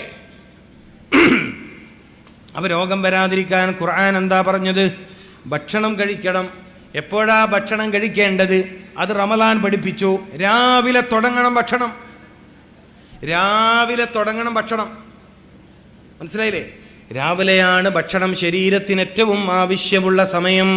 ഹൃദയത്തെ ശക്തിപ്പെടുത്താൻ, ഹൃദയാരോഗ്യത്തെ ശക്തിപ്പെടുത്താൻ, മസ്തിഷ്കത്തെ ശക്തിപ്പെടുത്താൻ, നിങ്ങളുടെ നെർവസുകളെ ശക്തിപ്പെടുത്താൻ നിങ്ങൾ പ്രഭാതത്തിൽ ഭക്ഷണം കഴിക്കുക. നമ്മൾ എത്ര ഭാഗ്യവാന്മാരാണ്.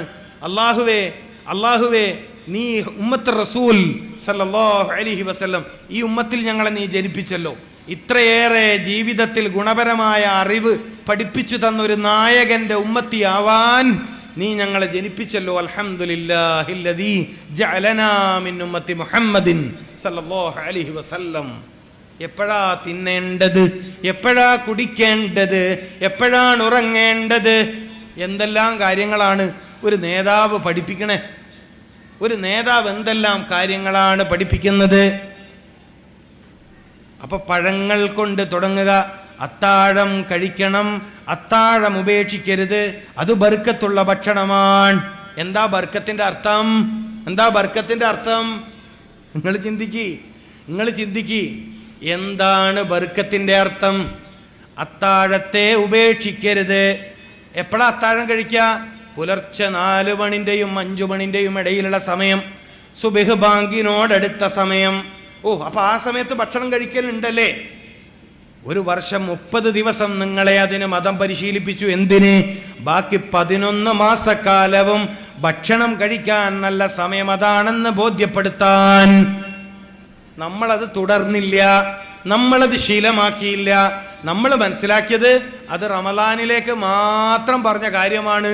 എന്നാ അത്തിപ്പറ്റ ഉസ്താദിനെ പോലെയുള്ള മഹാന്മാരായ ആളുകൾ എന്തോ മനസ്സിലാക്കി? ഭക്ഷണം കഴിക്കേണ്ട സമയം പൊൽച്ച തന്നെയാണ്, രാവിലെ തന്നെയാണ്, സുബഹി നിസ്കരിക്കുന്നതിന് മുമ്പ് തന്നെയാണ്. മൂപ്പറ സമയത്ത് കഴിച്ചു. മനസ്സിലാവുന്നുണ്ടോ നിങ്ങൾക്ക്? അപ്പോ ഒരു മനുഷ്യൻ എല്ലാ ദിവസവും കഴിക്കേണ്ട ഭക്ഷണം പഴം. ആഴ്ചയിൽ 4 ദിവസം കഴിച്ചാൽ മതി. അതേതാ ഭക്ഷണം? മത്സ്യം. ആഴ്ചയിൽ 4 ദിവസം കഴിച്ചാൽ മതി. ഏതാ ഭക്ഷണം? മത്സ്യം. മത്സ്യത്തിൽ ഗുണമേതിനാ കൂടുതൽ? ചെറിയ മത്സ്യങ്ങൾക്ക്. ഇപ്പൊ കുഞ്ഞു മത്തി എന്നല്ലേ പറയാം, മത്തി എന്ന് പറയില്ല, ചെറിയ മത്തിയില്ലേ? ഈ മത്തിയുടെയൊക്കെ മുള്ള് ചവച്ച് തിന്നുക. പണ്ടുള്ള ആള് പറയലുണ്ട്, മെല്ലെ തിന്നാലും മുള്ളും തിന്നാന്ന് പറയലുണ്ട്. ഇവിടെ പറയലുണ്ടോ അത്? ഇല്ല അല്ലേ? നിങ്ങളൊന്നും പറയില്ലല്ലോ. ഉണ്ടാ? മെല്ലെ തിന്നാൽ മുള്ളും തിന്നാം. അതിൻ്റെ അർത്ഥം എന്താണ്? ഞാൻ നേരത്തെ പറഞ്ഞ മാതിരി മെല്ലെ ചവച്ചരച്ചിട്ടാണ് ഭക്ഷണം കഴിക്കേണ്ടത്. എന്നെങ്കിലേ തടിക്ക് ഗുണം കിട്ടുന്ന മുള്ള് നിനക്ക് തിന്നാൻ പറ്റൂ എന്ന് അതിൻ്റെ അർത്ഥം. നമ്മൾ പിന്നെ മുള്ള് തിന്നലില്ല, പൂച്ചക്കാ കൊടുക്കുക. പൂച്ച ഉണ്ടെങ്കിൽ പൂച്ചക്ക് കൊടുക്കും. അതുകൊണ്ട് പൂച്ചക്ക് 4 കാലിന് സൂക്കേടില്ല. നമുക്കാകെ 2 കാലേ ഉള്ളൂ, 2 ഡാമേജാ. ഇതിനാ ശരിക്കും നടക്കാൻ പറ്റുന്ന എത്ര ആളുണ്ട്? നിങ്ങൾ പറയും, ശരിക്കും നടക്കാൻ പറ്റുന്ന എത്ര ആളോ കൂട്ടത്തിലുള്ളത്? ഇതൊന്നും കുറ്റം പറയലൊന്നല്ല കേട്ടോ, തിന്നേണ്ടത് തിന്നാത്തോണ്ട് വന്ന രോഗം. അപ്പൊ ഖുർആൻ എന്താ പറഞ്ഞത്? തിന്നാൽ രോഗം വരൂല.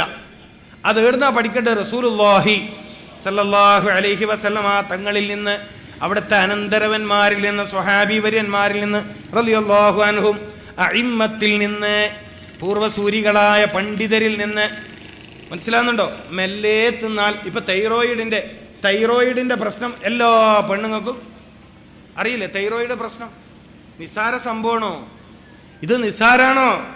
നിങ്ങളിൽ പലർക്കും തൈറോയിഡിന്റെ കംപ്ലൈന്റ് ഉണ്ടെന്ന് വെച്ചോ. ഞാൻ നേരത്തെ പറഞ്ഞൊരു പഴമുണ്ടല്ലോ, നേന്ത്രപ്പഴം. മനസ്സിലായിട്ടില്ല? ഈ നേന്ത്രപ്പഴം തിന്നതിന് ശേഷം പെണ്ണുങ്ങളോടാ പറയുന്നു, ഇവിടെ ശ്രദ്ധിക്കും. നേന്ത്രപ്പഴം തിന്നതിന് ശേഷം അതിൻ്റെ തൊലി അതിൻ്റെ ഉൾഭാഗം ചുരണ്ടിയിട്ട്, ഇവിടെ ശ്രദ്ധിക്കും പെണ്ണുങ്ങൾ, ഇവിടെ ശ്രദ്ധിക്കും. ഇവിടെതാ ഇങ്ങനെ തൊലിയുടെ ഉൾഭാഗം ഇങ്ങനെ ചുരണ്ടുക. മനസ്സിലാവുന്നില്ല അല്ലേ? മനസ്സിലായിട്ടില്ല? മനസ്സിലായോ? നേന്ത്രപ്പഴത്തിൻ്റെ തൊലി അത് മേശൻ്റെ മുകളിൽ നിർത്തി വെക്കുക. മനസ്സിലായില്ലേ? എന്നിട്ട് അതിൻ്റെ ഉള്ളിൽ ഇങ്ങനെ സ്പൂൺ കൊണ്ട് ചിരണ്ടി എടുത്തിട്ട് അത് കഴിക്കുക. നമ്മളിത് പശുവിന് വെള്ളത്തിലിട്ട് കൊടുക്കും. പശുവിന് അതുകൊണ്ട് കാലിന് സുഖേടുണ്ടോ? ഉണ്ടോ? നിങ്ങളിങ്ങനെ മംഗലാപുരത്ത് ഗുളികയും വാങ്ങി നടന്നോളി. ഗുണമുള്ളതൊന്നും നിങ്ങൾ കഴിക്കുന്നില്ല പ്രിയപ്പെട്ടവരെ. ഖുർആൻ പറഞ്ഞത് ഭക്ഷണം കഴിക്കൂ, സുഖേട് വരൂല. ജലീൽ ദാരിമിന്റെ അഭിപ്രായമാണോ? ഇമാം റംലി റഹ്മഹുല്ലാ, ലോക പ്രശസ്ത പണ്ഡിതൻ, തഫ്സീർ എഴുതിയ പണ്ഡിതൻ. എന്നിട്ടോ നിങ്ങൾ പഴുക്കാത്ത പഴം വാങ്ങിയിട്ട് തിന്നു. ഈ പെണ്ണുങ്ങളൊന്നും പീടിയെ പോയാലും നല്ലോണം പഴുത്ത പഴം വാങ്ങൂല. ഞങ്ങളെല്ലാം നാട്ടിൽ നല്ലോണം പഴുത്ത പഴം പിന്നെ കച്ചവടക്കാരൻ അത് നോക്കിയോ ടെൻഷൻ അടിച്ചിരിക്കേണ്ടി വരും. മനസ്സിലായിട്ടില്ല? നല്ലോണം പഴുത്ത് പാകമായ പഴം അഥവാ ഇവൻ മുറിച്ചിട്ട് തുരാസിൽ വെക്കാൻ നോക്കിയാൽ വിടൂല. അത് വേണ്ട, ആ മഞ്ഞ കളറുള്ള പഴം എടുത്താൽ മതി. അതിന് ഗുണം കുറവാണ്. നേന്ത്രപ്പഴത്തിൻ്റെ ഗുണം എവിടെയാണ്? പഴുത്ത് തൊലി കറുത്ത പഴത്തിലെ നേന്ത്രപ്പഴത്തിൻ്റെ ഗുണം തടിക്ക് കിട്ടും. നിങ്ങളിൽ ഭാഗ്യവാന്മാർ നാളെ മുതൽ ഇതൊക്കെ ശ്രദ്ധിക്കും, അല്ലാത്തവർ പഴയ പോലെ തുടരും. ഏതായാലും ഇക്കൊല്ലം കൂടി ഇങ്ങനെ പോട്ട്. കാരണം കുറേ ഡോക്ടർമാർ ജീവിച്ച് പോകണ്ടല്ല, കാരണം അവരെ കുടുംബം പട്ടിണിയായി പോകും. നിങ്ങൾ ശരാശരി ആവശ്യമുള്ളതൊക്കെ തിന്നുകയും കുടിക്കുകയും ചെയ്താൽ എന്നെപ്പോലത്തെ ആളുടെ പണി പോവും. എനിക്കിങ്ങനെ പ്രസംഗിക്കാൻ പോയിട്ടെങ്കിൽ എന്തെങ്കിലും കിട്ടിയിട്ട് ജീവിക്കാൻ നോക്കുക. സാധാ പ്രസംഗിക്കാൻ അറിയാത്ത ഡോക്ടറെ പോയി ജീവിക്കും. പ്രശ്നമാണ്. അതുകൊണ്ട് നിങ്ങൾ മാറ്റം വരുത്തണോ അല്ല ഇതുപോലെ തുടരണോ അത് നിങ്ങൾ തീരുമാനിച്ചോളി. ഖുർആന്റെ വാക്ക് കുലു, നിങ്ങൾ ഭക്ഷണം കഴിക്കൂ. അതങ്ങാൻ പഠിച്ചിരുന്നുവെങ്കിൽ ഈ സമൂഹത്തിൽ രോഗികളുണ്ടോ? അപ്പൊ തൈറോയിഡിന്റെ പ്രശ്നം എന്തൊക്കെയാ വേണ്ടത്? നേന്ത്രപ്പഴത്തിൻ്റെ തൊലി, പിന്നെ ചെറിയ മത്തിയുടെ, മുള്ളൻ്റെ, നത്തളിൻ്റെ, നത്തൽ എന്ന് പറയില്ല കുഞ്ഞും, അതിൻ്റെയൊക്കെ മുള്ള് ചവച്ചരച്ച് കഴിച്ചാൽ, നാടൻ കോഴിയുടെ ചെറിയ മുള്ളുണ്ടാവും. നാടൻ കോഴിയില്ലേ, അതിൻ്റെ ചെറിയ എല്ലില്ലേ, ചെറിയ എല്ല്, കുഞ്ഞു എല്ല്, അത് ചവച്ചരച്ചിറക്കിയാൽ തൈറോയിഡിൻ്റെ പ്രശ്നത്തിൽ ഒരൊറ്റ പെൺകുട്ടി പിന്നെ ചികിത്സിക്കേണ്ടി വരില്ല. മരുന്ന് കമ്പനിക്കാരനാടെ ഇരുന്നിട്ട് മുട്ടായി വന്നിട്ട് വേറെന്ത് ചെയ്യാം? നമ്മളിങ്ങനെ തൈറോയിഡിൻ്റെ രോഗിയായിട്ട് നിങ്ങളിത് പ്രവത്സാകുന്നുണ്ടോ? ഞാൻ 3 മാസം കൊണ്ട് പരിഹരിക്കാൻ പറ്റുന്ന പ്രശ്നമാണ് ഈ തൈറോയിഡ് കംപ്ലൈൻറ്റ്. എത്ര കൊല്ലമായി ചില പെണ്ണുങ്ങന്മാരെല്ലാം ഗുളിക കുടിക്കാൻ തുടങ്ങിയിട്ടെന്ന് ചോദിച്ചു നോക്കിയാൽ 3 മാസം കൊണ്ട് ക്ലിയർ ചെയ്യാൻ പറ്റുന്ന ഒരു പ്രശ്നമാണ് തൈറോയിഡ് സംബന്ധമായ പ്രശ്നം. പക്ഷേ 3 മാസവും ചിട്ടയോടെ ഈ പറഞ്ഞ കാര്യങ്ങൾ ചെയ്യണം. അല്ലാണ്ട് ഞാൻ നേരത്തെ പറഞ്ഞ ഒരു പൂതിക്കൊരു ആഴ്ചക്കൊരു ദിവസം മത്തിയും കഴിച്ച് പിറ്റത്താഴ്ച നേന്ത്രപ്പഴത്തിൻ്റെ തൊലിയും കഴിച്ച് തൈറോയിഡ് മാറിയിട്ടില്ലല്ലോ, അയാൾ ചുമ്മാ അയാൾ പറഞ്ഞതായിരിക്കോ? മാറത്തില്ല.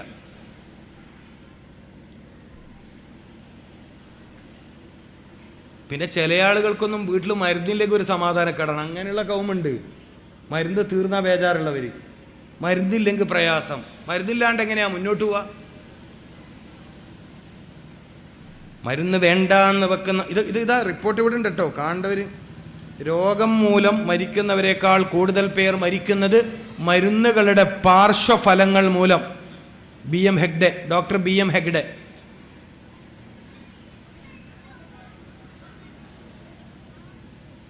ഞാനതാ പറഞ്ഞത്, നമ്മുടെ സമൂഹത്തിൽ ഏറ്റവും മരുന്ന് കുടിക്കുന്നവർ ഈ സ്ത്രീകളാണ്. ഇവരുടെ കാര്യത്തിൽ നമ്മളൊരു തീരുമാനം എടുക്കണം.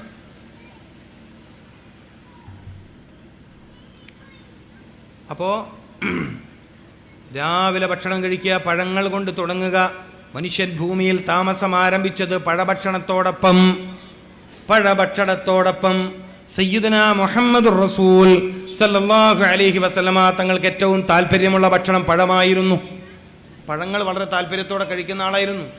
നമ്മളങ്ങനെ ചെയ്യണം. അപ്പോൾ വിശക്കുമ്പോൾ മാത്രം ഭക്ഷണം കഴിക്കുന്ന ശൈലിയാണ് ഇസ്ലാം മുന്നോട്ട് വെക്കുന്നത്. എപ്പോഴാണ് ഭക്ഷണം കഴിക്കേണ്ടത്? എപ്പോഴാണ് ഒരു മനുഷ്യൻ ആരോഗ്യത്തിന് ഗുണപരമാകുന്ന രൂപത്തിൽ ഭക്ഷണം കഴിക്കേണ്ടത്? വിശക്കുമ്പോഴാണ് ഭക്ഷണം കഴിക്കേണ്ടത്. ഒരു മറുപടി അതാണ്. വിശപ്പില്ലെങ്കിലോ ഭക്ഷണം കഴിക്കാൻ പാടില്ല. അപ്പോൾ ഒരു ദിവസം മുഴുവൻ വിശക്കാത്ത ആളോ, അയാൾ ഡോക്ടറെ കാണുക. ഇസ്ലാം പഠിപ്പിക്കുന്നു, മുഹമ്മദ് റസൂൽ സല്ലല്ലാഹു അലൈഹി വസല്ലമ തങ്ങൾ പഠിപ്പിക്കുന്നു, വിശക്കുമ്പോഴാണ് ഭക്ഷണം കഴിക്കേണ്ടത്.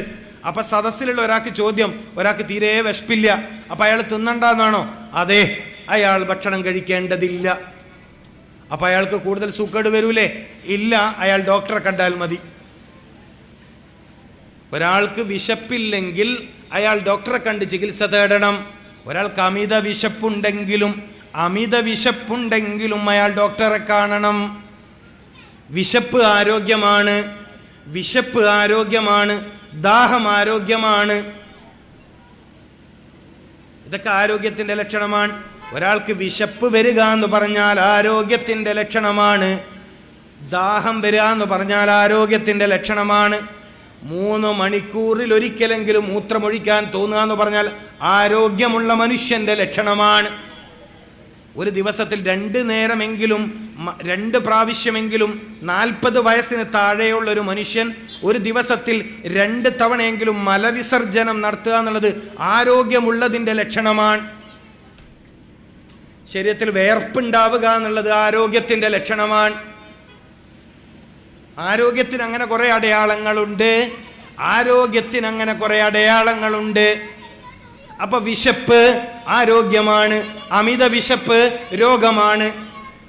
മനസ്സിലാക്കണം, അമിത വിശപ്പ് രോഗമാണ്. ചില പ്രമേഹ രോഗികളുണ്ട്, അവർക്ക് ചിലപ്പോൾ ഭയങ്കര വിശപ്പുണ്ടാവും. അത് അവർ കഴിക്കുന്ന ചില മരുന്നിന്റെ പ്രശ്നമാണ്. ചിലയിനം മരുന്നുകൾ വിശപ്പ് കൂട്ടും, ശ്രദ്ധിക്കണം.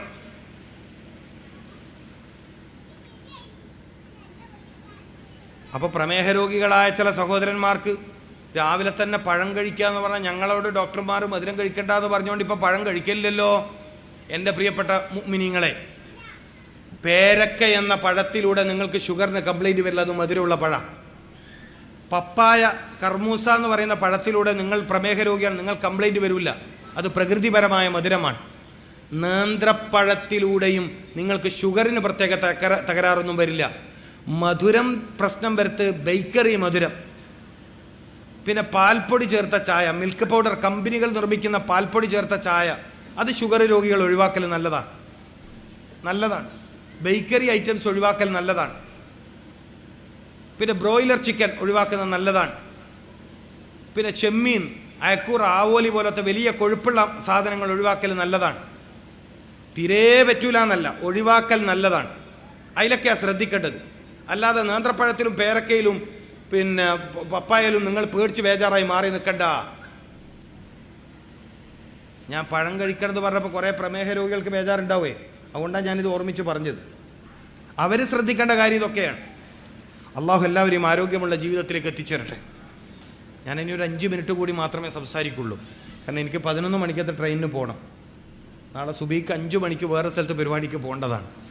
അപ്പോൾ 8 മണിക്ക് പ്രസംഗം തുടങ്ങാൻ പറ്റുമെന്ന് കരുതിയിരുന്നു. 2 മണിക്കൂർ പ്രസംഗിക്കണമെന്നാണ് ഞാൻ ആഗ്രഹിച്ചിരുന്നത്, പക്ഷെ അതിന് പറ്റിയില്ല, 8:30 അപ്പോൾ ഒരു 5 മിനിറ്റ് കൂടി പറയും, കാരണം ഇല്ലെങ്കിൽ എൻ്റെ യാത്ര ബുദ്ധിമുട്ടാവും. യാത്ര ബുദ്ധിമുട്ടായാലും നാളത്തെ 2 പരിപാടി പ്രശ്നമാവും. പറഞ്ഞാൽ മനസ്സിലായില്ലേ? അപ്പോൾ കുറച്ച് കാര്യങ്ങൾ നിങ്ങൾക്ക് പഠിക്കാൻ പറ്റുന്ന കുറച്ച് കാര്യം പറഞ്ഞിട്ടുണ്ട്. എല്ലാ കാര്യങ്ങളും ഒറ്റ ദിവസം പഠിക്കാൻ പറ്റൂലല്ലോ. പിന്നെ എപ്പോഴെങ്കിലും അള്ളാഹു തൗഫീഖ് ചെയ്ത് വരാൻ അവസരം ഉണ്ടെങ്കിൽ അന്ന് ബാക്കി കാര്യം നമുക്ക് പഠിക്കാം. മനസ്സിലായില്ലേ? അപ്പോൾ മാത്രമല്ല, രാത്രി ഉറക്കൊഴിഞ്ഞാൽ പകൽ തീരെ ഉറങ്ങാത്ത ഒരാളാണ് ഞാൻ. എനിക്ക് പകൽ ഉറങ്ങാൻ സമയമില്ല. സാധാരണ നമ്മളെ ബഹുമാനപ്പെട്ട ഉസ്താദുമാർ, വയത് പറയുന്ന ഉസ്താദ്മാർ തന്നെ അവർക്ക് പകല് വിശ്രമമാണ്. എനിക്ക് ആശുപത്രിയിൽ പോയി രോഗികളെ നോക്കണം, കാരണം നാളത്തെ ടോക്കൺ ഇന്നേ അവർ കൊടുത്തു വെച്ചിട്ടുണ്ടാവും. നാളത്തെ ടോക്കൺ ഇന്നേ കൊടുത്ത് വയത് പറയാൻ പോയി എന്ന് പറഞ്ഞാൽ എനിക്ക് പകൽ ഉറങ്ങി ക്ഷീണം മാറ്റാൻ സമയമില്ല. മനസ്സിലാക്കണം. ഞാനിന്ന് ഹോസ്പിറ്റലിൽ നിന്നാണ് ഇങ്ങോട്ട് വന്നേ. സാധാരണ ഉസ്താദ്മാർ പള്ളിയിൽ നിന്നാണ് ഉസ്താദ്മാർ വയലിന് വരിക. അപ്പം ഇന്ന് വന്നത് പിന്നെ ഒരു ഉസ്താദ് അല്ലാത്തത് കൊണ്ട് തരക്കേടില്ല. ഞാൻ വന്നത് ഹോസ്പിറ്റലിൽ നിന്നാണ്, മനസ്സിലാക്കണം. അപ്പോൾ എനിക്ക് പകല് ജോലിയുള്ളതുകൊണ്ട് രാത്രി ഉറക്കൊഴിയാൻ കഴിയില്ല. അതുകൊണ്ട് ഞാൻ പ്രസംഗം നിർത്തുകയാണ് കേട്ടോ. ഒരു രക്ഷയിൽ നിങ്ങൾ വിചാരിക്കേണ്ട വേഗം നിർത്തിയിട്ട് എന്താ പോയെന്ന് വിചാരിക്കരുത്. കാരണം എനിക്ക് മാക്സിമം ഒരു സ്ഥലത്ത് 2 മണിക്കൂറേ പറയാൻ ഒക്കുള്ളൂ. പിന്നെ 11 മണിക്കാണ് ട്രെയിന്. റോഡ് വളരെ പ്രയാസമാണ്, സ്പീഡിൽ വണ്ടി പോകാൻ കഴിയില്ല. നമ്മളാ ഡ്രൈവർ എങ്ങനെ ബുദ്ധിമുട്ടിയിട്ടാണ് ഇവിടെ എത്തിച്ചെന്നറിയോ. 8:05 ആകുമ്പോഴത്തേക്ക് മൂപ്പരുടെ എത്തിച്ചിന്. പക്ഷേ പിന്നെ നമ്മളെല്ലാവരും എത്താനും വൈകി, ഇന്നലെ തുടങ്ങിയതുപോലെ ഇന്നും വൈകും എന്നൊക്കെ കരുതിയിട്ടായിരിക്കും. സാരമില്ല. ഏറ്റവും പ്രധാനപ്പെട്ട ഒരു പോയിന്റ് ഞാൻ നിങ്ങൾക്ക് പറഞ്ഞു തന്നിട്ടുണ്ട്. അതെന്താണ്? ഭക്ഷണം ശ്രദ്ധിച്ചാൽ തന്നെ സർവ്വരോഗത്തെ ഇല്ലാണ്ടാക്കാൻ പറ്റും. മുത്തുനബി സല്ലല്ലാഹു അലൈഹി വസല്ലമ തങ്ങളോട് റോം ചക്രവർത്തിമാരുടെ ചികിത്സിക്കുന്ന ഡോക്ടർമാരൊരു ചോദ്യം ചോദിച്ചു. റോമായിലെ ചക്രവർത്തിമാരെ, രാജാക്കന്മാരെ ചികിത്സിക്കുന്ന പ്രഗത്ഭന്മാരായ ഡോക്ടർമാർ മദീനയിൽ വന്നിട്ട് ചോദിച്ചു, മദീനയിൽ എന്തുകൊണ്ടാണ് സൂക്കേടില്ലാത്തതെന്ന്. ഈ ഒരൊറ്റ പോയിന്റ് പഠിച്ചാൽ മതി, ഇന്നത്തെ വയത് നിങ്ങൾക്ക് മതിയാവും. മദീനയിൽ എന്താ രോഗികളില്ലാത്തത്? മുത്തനബി പറഞ്ഞ മറുപടി, വിശന്നാലേ ഭക്ഷണം കഴിക്കാറുള്ളൂ. വിശന്നാലേ ഭക്ഷണം കഴിക്കാറുള്ളൂ. രണ്ടാമത്തെ മറുപടി, ഭക്ഷണം കഴിച്ചാൽ അവർക്ക് വയറ് നിറയാറില്ല. ഈ 2 കാര്യങ്ങൾ നിങ്ങൾക്ക് ജീവിതത്തിൽ തുടരാൻ പറ്റുമെങ്കിൽ, തുടരാനല്ല തുടങ്ങാൻ പറ്റുമെങ്കിൽ, തുടരാൻ എന്ന് പറയണമെങ്കിൽ ഇന്നലെ ചെയ്തല്ലേ നാളെ തുടരുണ്ട്. വിശന്നാൽ മാത്രം ഭക്ഷണം കഴിക്കുക, ഭക്ഷണം കഴിച്ചാൽ വയറ് നിറയരുത്. ഈ ഒരൊറ്റ കാരണം കൊണ്ട് നിങ്ങൾക്ക് ഒരുപാട് രോഗങ്ങളെ ഇല്ലായ്മ ചെയ്യാൻ കഴിയും. അതിൻ്റെ സയൻസ് പറയാൻ ഇപ്പം സമയമില്ല, ഒരു പോയിന്റ് പറഞ്ഞു തന്നു. അപ്പൊ വിശക്കുമ്പോഴാണ് ഭക്ഷണം കഴിക്കേണ്ടത്. ഭക്ഷണം കഴിക്കുന്ന സമയത്ത് നിങ്ങൾക്ക് വുളു ഉണ്ടെങ്കിൽ ആ ഭക്ഷണത്തിന്റെ ഗുണം നിങ്ങളുടെ ശരീരത്തിൽ ഇരട്ടിക്കും. ഭക്ഷണം കഴിക്കുന്ന സമയത്ത് നിങ്ങൾക്ക് വുളു ഉണ്ടെങ്കിൽ ആ ഭക്ഷണത്തിന്റെ ഗുണം നിങ്ങൾക്ക് ഇരട്ടിക്കും. അള്ളാഹു തൗഫീഖ് ചെയ്യട്ടെ. നേരത്തെ പറഞ്ഞതുപോലെ ഭക്ഷണം കഴിക്കുന്ന സമയത്ത് വായ പൂട്ടി വെച്ചാണ് ചവക്കുന്നതെങ്കിൽ ദഹന സംബന്ധമായ പ്രശ്നം നിങ്ങൾക്ക് വരില്ല. അള്ളാഹു തൗഫീഖ് ചെയ്യട്ടെ. ഇനിയും ഒരുപാട് കാര്യങ്ങൾ ഭക്ഷണവുമായി ബന്ധപ്പെട്ട് ഇസ്ലാമിക ചരിത്രത്തിൽ ഒരു കിതാബ് തന്നെ ഉണ്ട്, ആദാബുൽ അക്കിൽ. ആ കിതാബിന്റെ പേര് ആദാബുൽ അക്കിൽ, ഭക്ഷണ മര്യാദ. മനസ്സിലാക്കണം. മഹാനായ മർഹൂം രാമന്തളി തങ്ങൾ, അള്ളാഹു അക്ബർ വിശാലമാക്കി കൊടുക്കട്ടെ, 2 വർഷം മുമ്പ് വഫാത്തായി പോയ രാമന്തളി തങ്ങൾ എന്ന് പറയുന്ന ഒരു വലിയ തങ്ങളുണ്ട്. രാമന്തളി, കണ്ണൂർ ജില്ലയിലെ രാമന്തളി, പയ്യന്നൂരിൻ്റെ അടുത്ത്. മഹാനായ പണ്ഡിതൻ, അള്ളാഹുയുടെ ദർജ വർദ്ധിപ്പിച്ചു കൊടുക്കട്ടെ. അദ്ദേഹത്തിൻ്റെ പിതാവ് രചിച്ച കിതാബാണ് ആദാബുൽ അക്കിൽ. അദ്ദേഹത്തിൻ്റെ പിതാവ് അദ്ദേഹത്തിന് സമ്മാനമായി കൊടുത്ത കിതാബാണ്. ഒരു തവണ മിനായിൽ വെച്ച് ഇങ്ങനെ ആരോഗ്യ സംബന്ധമായ വിഷയത്തിൽ പ്രസംഗിക്കുന്നവർ പ്രസംഗിച്ചപ്പോൾ എന്നോട് വളരെ സന്തോഷപൂർവ്വം പറഞ്ഞു, ഈ ഭക്ഷണത്തിൻ്റെ കാര്യത്തെക്കുറിച്ച് എഴുതിയൊരു കിതാബ് എൻ്റെ കയ്യിലുണ്ട്, അതിൻ്റെ പേര് ആദാബുൽ അക്കിൽ. വിശന്നാൽ മാത്രം ഭക്ഷണം കഴിക്കുക, ഭക്ഷണം കഴിച്ചാൽ വയറ് നിറയാതിരിക്കുക, അതുകൊണ്ട് മദീനയിൽ രോഗികളില്ലാണ്ടായെന്ന് മുഹമ്മദ് റസൂൽ. നിസ്സാര കാര്യമാണോ? ജീവിക്കാൻ ആഗ്രഹമുണ്ടെങ്കിൽ, ഒരുപാട് കാലം ജീവിക്കണമെന്ന് നിങ്ങൾക്ക് ആഗ്രഹമുണ്ടെങ്കിൽ, മാരകമായ രോഗം പിടികൂടരുത് എന്ന് നിങ്ങൾക്ക് ആഗ്രഹമുണ്ടെങ്കിൽ, രോഗം പിടികൂടിയതിൻ്റെ പേരിൽ മരുന്ന് കഴിച്ചിട്ട് കൂടുതൽ മാരകമായ രോഗാവസ്ഥയിലേക്ക് എത്തരുത് എന്ന് നിങ്ങൾക്ക് കൊതിയുണ്ടെങ്കിൽ ദയവു ചെയ്തു ഭക്ഷണത്തിൻ്റെ കാര്യം ശ്രദ്ധിക്കണം. രോഗം വരാതിരിക്കാൻ ഖുർആൻ പറഞ്ഞ പ്രതിരോധം എന്ത്? നീ ഭക്ഷണം കഴിക്കുക. എത്ര നല്ല മറുപടിയാണിത്. എന്താണ് കഴിക്കേണ്ടത്? ശരീരത്തിന് ഗുണമുള്ളത് കണ്ടെത്തിയിട്ട് കഴിക്കണം. ഉഷ്ണകാലമായാൽ മാമ്പഴം കഴിക്കണം, മൂത്രാശയ രോഗം വരാതിരിക്കാൻ സഹായിക്കും.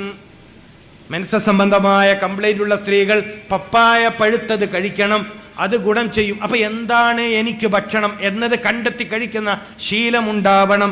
എൻ്റെ ഭക്ഷണം എന്ത് എന്ന് ഓരോ മനുഷ്യനും പ്രത്യേകം കണ്ടെത്തണം.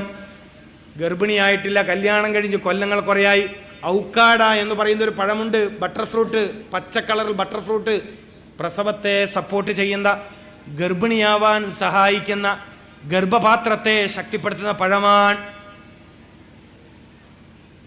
അപ്പോൾ ഓരോന്നിലേക്കും ഗുണപരമായ ഭക്ഷണം കഴിച്ചാൽ രോഗമില്ല. അപ്പൊ രോഗം വരാതിരിക്കാൻ ഭക്ഷണം, അപ്പൊ കാഴ്ചശക്തി കുറയാതിരിക്കാൻ ബദാം കഴിക്കുന്നത് നല്ലതാണ്. അപ്പൊ ഓരോന്നിലേക്കും ഭക്ഷണം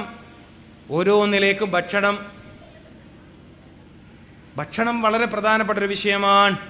അതുകൊണ്ടാണ് ഈ ഭൂമിയിലെ മനുഷ്യന്റെ ഏറ്റവും അടിസ്ഥാനപരമായ 3 കാര്യങ്ങൾ ഏതൊക്കെ? ഒന്ന് ഭക്ഷണം, മറ്റൊന്ന് വസ്ത്രം, മറ്റൊന്ന് പാർപ്പിടം. വീട് നിർമ്മാണത്തിലെ അപാകത കൊണ്ടുവരുന്ന രോഗങ്ങൾ ഒരുപാട് പറയാനുണ്ട്. പ്രസംഗം നിർത്തല്ലേ, പറയാൻ കഴിയില്ല. നിങ്ങൾ നിർമ്മിച്ച വീടിന് സംഭവിച്ച അപാകത കൊണ്ട് നിങ്ങൾക്ക് വരുന്ന രോഗമുണ്ട്, പറയാൻ സമയമില്ല. രോഗങ്ങളെ തടഞ്ഞു നിർത്താൻ വീട്ടുമുറ്റത്ത് നടയേണ്ടുന്ന അത്തി പോലോത്ത മരം, അത്തിപ്പഴത്തിന്റെ മരം, തെങ്ങ് ഇപ്പൊ ഇത് കണ്ടില്ല പള്ളിയുടെ മുമ്പിൽ, അവിടെ തെങ്ങല്ലേ അത് തെങ്ങാണോ? ഇപ്പൊ വീട്ടിന്റെ മുറ്റത്തൊരു തെങ്ങ് നടുക, എന്നിട്ട് ആ തെങ്ങിന്റെ ഓലയിൽ തട്ടിയ കാറ്റ് നമ്മുടെ നെഞ്ഞിന് തട്ടുക, അതിന്റെ ഗുണമുണ്ട്, പറയാൻ സമയമില്ല. അപ്പൊ വീട് നിർമ്മാണത്തിലെ അപാകത കൊണ്ടുവരുന്ന രോഗങ്ങളുണ്ട് പ്രിയപ്പെട്ടവരെ. വസ്ത്രം ധരിക്കുന്നതിലെ അപാകത കൊണ്ടുവരുന്ന രോഗമുണ്ട്.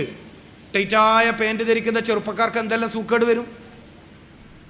സംഭവം നല്ല ഫാഷനാണ്, പക്ഷേ എല്ലാ ദിവസവും ടൈറ്റായ പാൻറ് ധരിച്ച് നടക്കുന്ന ചെറുപ്പക്കാർക്ക് വരുന്ന രോഗം പറയാനുണ്ട്. ഒരുപാട് കാര്യങ്ങൾ പഠിക്കാനുണ്ട്. ഇത്തരമൊരു വിഷയം ചർച്ചക്ക് തിരഞ്ഞെടുത്ത ബഹുമാനപ്പെട്ട മഹല്ല് ഭാരവാഹികൾ ഞാൻ അങ്ങേയറ്റം അഭിനന്ദിക്കുകയാണ്. നിങ്ങൾ ഈ മഹല്ല് നിവാസികൾക്ക്, ഈ നാട്ടുകാർക്ക് നിങ്ങൾ ചെയ്തു കൊടുത്ത വലിയൊരു സേവനമാണ്. ഇത് തുടങ്ങിയിട്ടേ ഉള്ളൂ. ഇതൊരുപാട് പഠിക്കാനുണ്ട്. ഓരോ രോഗങ്ങളും വരുന്ന വഴികളെക്കുറിച്ച് മനസ്സിലാക്കാനുണ്ട്. ഏറ്റവും പ്രധാനപ്പെട്ട, എല്ലാവർക്കും ഒരുപോലെ ഉപകാരപ്പെടുന്ന ഭക്ഷണവുമായി ബന്ധപ്പെട്ട കുറഞ്ഞൊരു കാര്യം മാത്രമേ ഞാൻ തുടങ്ങി വെച്ചിട്ടുള്ളൂ. വെള്ളം പറയാനുണ്ട്. കുടിക്കുന്ന വെള്ളത്തെക്കുറിച്ച് ഒരുപാട് കാര്യം പറയാനുണ്ട്. കിണർ വെള്ളത്തെക്കുറിച്ച്, ബോർവെൽ വെള്ളത്തെക്കുറിച്ച്, കുഴൽ കിണറിലെ വെള്ളത്തെക്കുറിച്ച്, പലപ്പോഴും രുചികരമെന്ന് കരുതി നമ്മൾ കുടിച്ച ബോട്ടിൽ വെള്ളങ്ങളെ കുറിച്ച്, പേരിൽ മിനറൽ വാട്ടറാണെങ്കിലും ആ ബോട്ടിലിൽ മിനറൽസ് ഉണ്ടോ എന്നതിനെ കുറിച്ച് ഒരുപാട് കാര്യങ്ങൾ ചർച്ച ചെയ്യാനുണ്ട്. വെള്ളം കുടിക്കാത്തതിൻ്റെ പേരിൽ വരാൻ സാധ്യതയുള്ള, മതിയായ അളവിൽ വെള്ളം കുടിക്കാത്തതിൻ്റെ പേരിൽ വരാൻ സാധ്യതയുള്ള മൂത്രാശയ രോഗത്തെക്കുറിച്ചും കിഡ്നി സംബന്ധമായ അപകടത്തെക്കുറിച്ചും ഈ സമൂഹം ബോധവൽക്കരിക്കപ്പെടേണ്ടതുണ്ട്. മനസ്സിലാക്കണം. അങ്ങനെ ഒരുപാട് കാര്യങ്ങൾ നമുക്ക് പഠിക്കാനും മനസ്സിലാക്കാനുമുണ്ട്. അള്ളാഹു നമുക്ക് അതിലേക്കുള്ള വഴി എളുപ്പമാക്കി തരട്ടെ. അള്ളാഹു നമ്മളെ അതിലേക്കുള്ള വഴി എളുപ്പമാക്കി തരട്ടെ. സയ്യിദുനാ മുഹമ്മദ് റസൂൽ സല്ലല്ലാഹു അലൈഹി വസല്ലം ജീവിതത്തിലെ വലിയ സൗഭാഗ്യമാണ്, നമുക്ക് അള്ളാഹു നൽകിയ വലിയ സൗഭാഗ്യമാണ്. ഏറ്റവും ശരിയായ ജീവിത വിജയത്തിന്റെ മാർഗങ്ങൾ പഠിപ്പിച്ചു തന്ന ദൂതരാണ്. ആ വഴി പഠിക്കുക. നമ്മൾ ഏറ്റവും ലാസ്റ്റത്തെ ഒരു വാക്കുകൂടി പറഞ്ഞ് ഞാൻ പ്രസംഗം നിർത്താൻ. ഇന്ന് വ്യാപകമാകുന്ന രോഗങ്ങളെക്കുറിച്ച്, ഇന്ന് സമൂഹത്തിൽ വ്യാപകമാകുന്ന രോഗങ്ങളെക്കുറിച്ച് പൊതുവെ ഡോക്ടർമാർ പറയുന്ന ഒരു പേരുണ്ട്, ലൈഫ് സ്റ്റൈൽ ഡിസീസ്, ജീവിതശൈലി രോഗം. കേട്ടിട്ടോ? ജീവിതശൈലി രോഗം എന്നാണ് ഇന്ന് വ്യാപകമായി. ക്യാൻസർ, കരൾ രോഗം, കിഡ്നി രോഗം, അതുപോലെ അറ്റാക്ക്, പിന്നെ സ്ട്രോക്ക്, പക്ഷാഘാതം, പെട്ടെന്നൊരു ഭാഗം തളർന്ന് കിടപ്പിലാവുക, എല്ല് തേയ്മാനം, ഇതൊക്കെ ജീവിതശൈലി രോഗമാണ്. രോഗം വരാത്ത ശൈലിയുണ്ട്. ജീവിതത്തിൽ ഒരിക്കലും നിങ്ങളെ രോഗം പിടികൂടാതെ ജീവിക്കാൻ പറ്റുന്നൊരു ശൈലിയുണ്ട്. ആ ശൈലിക്ക് അറബിയിൽ പറയുന്ന പേരാണ് സുന്നത്തുർ റസൂൽ സല്ലല്ലാഹു അലൈഹി വസല്ലം. ഇത്തിബാഉർ റസൂൽ സയ്യിദുനാ മുഹമ്മദ് റസൂൽ സല്ലല്ലാഹു അലൈഹി വസല്ലമ തങ്ങളെ ജീവിതത്തിന്റെ കാര്യത്തിൽ തുടരാൻ അല്ലാഹു സുബ്ഹാനഹു വ തആല നമുക്കെല്ലാവർക്കും തൗഫീക്ക് നൽകട്ടെ. മാരക രോഗങ്ങൾ പേമാരിയായി മനുഷ്യ സമുദായത്തിന്റെ ജീവിതത്തിന്മേൽ തിമിർത്ത് പയ്യുന്ന കാലം, പ്രയാസകരമായ രോഗം കാരണം, സഹിക്ക പറ്റാത്ത വേദന കാരണം ആളുകൾ മരണം കൊതിച്ചു പോകുന്ന കാലമാണിത്. ഖുർആൻ പറയണം, ഹദീസ് പറയണം, രോഗമുക്ത സമൂഹത്തെ, രോഗമില്ലാത്ത സമൂഹത്തെ ഖുർആനിലൂടെ സാധ്യമാക്കാൻ കഴിയുമെന്ന് നമുക്ക് ബോധ്യപ്പെടുത്താൻ കഴിയും. അള്ളാഹു തൗഫീഖ് നൽകട്ടെ. ഞാൻ പ്രസംഗം നിർത്തുകയാണ്. ഞാൻ പറഞ്ഞു വന്നത്, വിശുദ്ധ ഖുർആനിൽ രോഗം വരാതിരിക്കാനുള്ള വഴി പറഞ്ഞിട്ടുണ്ട്. അതിലൊരു കാര്യം മാത്രമാണ് തുടങ്ങി വെച്ചത്. 1.25 മണിക്കൂർ സമയമായി. ഒരു വിഷയമേ തുടങ്ങി വെച്ചിട്ടേ ഉള്ളൂ. ആ വിഷയം തീർന്നിട്ടില്ല. പലതും പറഞ്ഞിട്ടില്ല. ചിക്കനും തൈരും ഒന്നിച്ച് കഴിച്ചാൽ വരുന്ന അപകടത്തെക്കുറിച്ച് ഞാൻ പറഞ്ഞിട്ടില്ല. ചിക്കൻ ബിരിയാണി കഴിക്കുമ്പോൾ തൈര് കൂട്ടി കഴിച്ചാലുള്ള ബുദ്ധിമുട്ട് ഞാൻ പ്രസംഗിച്ചിട്ടില്ല. സമയമില്ല. അപ്പോൾ ഒരു വിഷയം തുടങ്ങി വെച്ചിട്ടേ ഉള്ളൂ. അത്രമേൽ പ്രവിശാലമാണ് വിശുദ്ധ ഖുർആൻ. അതിനെ അധികരിച്ചുകൊണ്ട് മുഫസ്സിറുകൾ അതിൽ നിന്ന് കണ്ടെത്തിയിട്ട്, ഇമാമിങ്ങൾ അതിൽ നിന്ന് കണ്ടെത്തിയിട്ട് കേരളത്തിലെ ഉലമാക്കൾ നമുക്ക് പകർന്നു നൽകിയ അറിവുകൾ അത്ര വലുതാണ്. ഇത് തുടങ്ങി വെക്കാനെങ്കിലും ഈ റബീഉൽ അവ്വൽ മാസത്തിൽ നമുക്ക് അള്ളാഹു അവസരം തന്നത് അൽഹംദുലില്ലാഹ് വലിയ ഭാഗ്യമാണ്. അള്ളാഹു ഈ മജ്ലിസിൽ, ഈ ഒരുമിച്ച് കൂടിയവരിൽ എന്തെങ്കിലും പ്രയാസമുള്ള രോഗമുള്ളവരുണ്ടെങ്കിൽ അവർക്ക് അള്ളാഹു ശിഫ കൊടുക്കട്ടെ. അള്ളാഹുവെ, ഞങ്ങൾ മുഅ്മിനീങ്ങൾ എല്ലാവർക്കും ഈമാൻ ശക്തിപ്പെടുത്തി തരണേ അള്ളാഹ്. അള്ളാഹുവെ, ഞങ്ങൾ ഈ ഒരുമിച്ചുകൂടെ മുഴുവൻ ആളുകൾക്കും ഈമാൻ നിലനിർത്തി തരണേ തമ്പുരാന്. രോഗമുള്ളവരുണ്ടെങ്കിൽ അവർക്ക് ശിഫ നൽകണേ അള്ളാഹ്. ശിഫ നൽകണേ അള്ളാഹ്. ആഫിയത്ത് പ്രദാനം ചെയ്യണേ അള്ളാഹ്. ദീർഘായുസ്സ് നൽകണേ അള്ളാഹ്. പെട്ടെന്നുള്ള മരണത്തെ തൊട്ട് ഞങ്ങളെല്ലാവരെയും കാത്തുരക്ഷിക്കണേ തമ്പുരാനെ. അള്ളാഹുവേ, അപകടം നിറഞ്ഞ ഒരു ലോകത്താണ് ജീവിക്കുന്നത്. ഞങ്ങൾക്കെല്ലാവർക്കും സലാമത്ത് നൽകണേ അള്ളാഹ്. മരിക്കുമ്പോൾ ലാ ഇലാഹ ഇല്ലല്ലാഹ് ചൊല്ലി മരിക്കാനും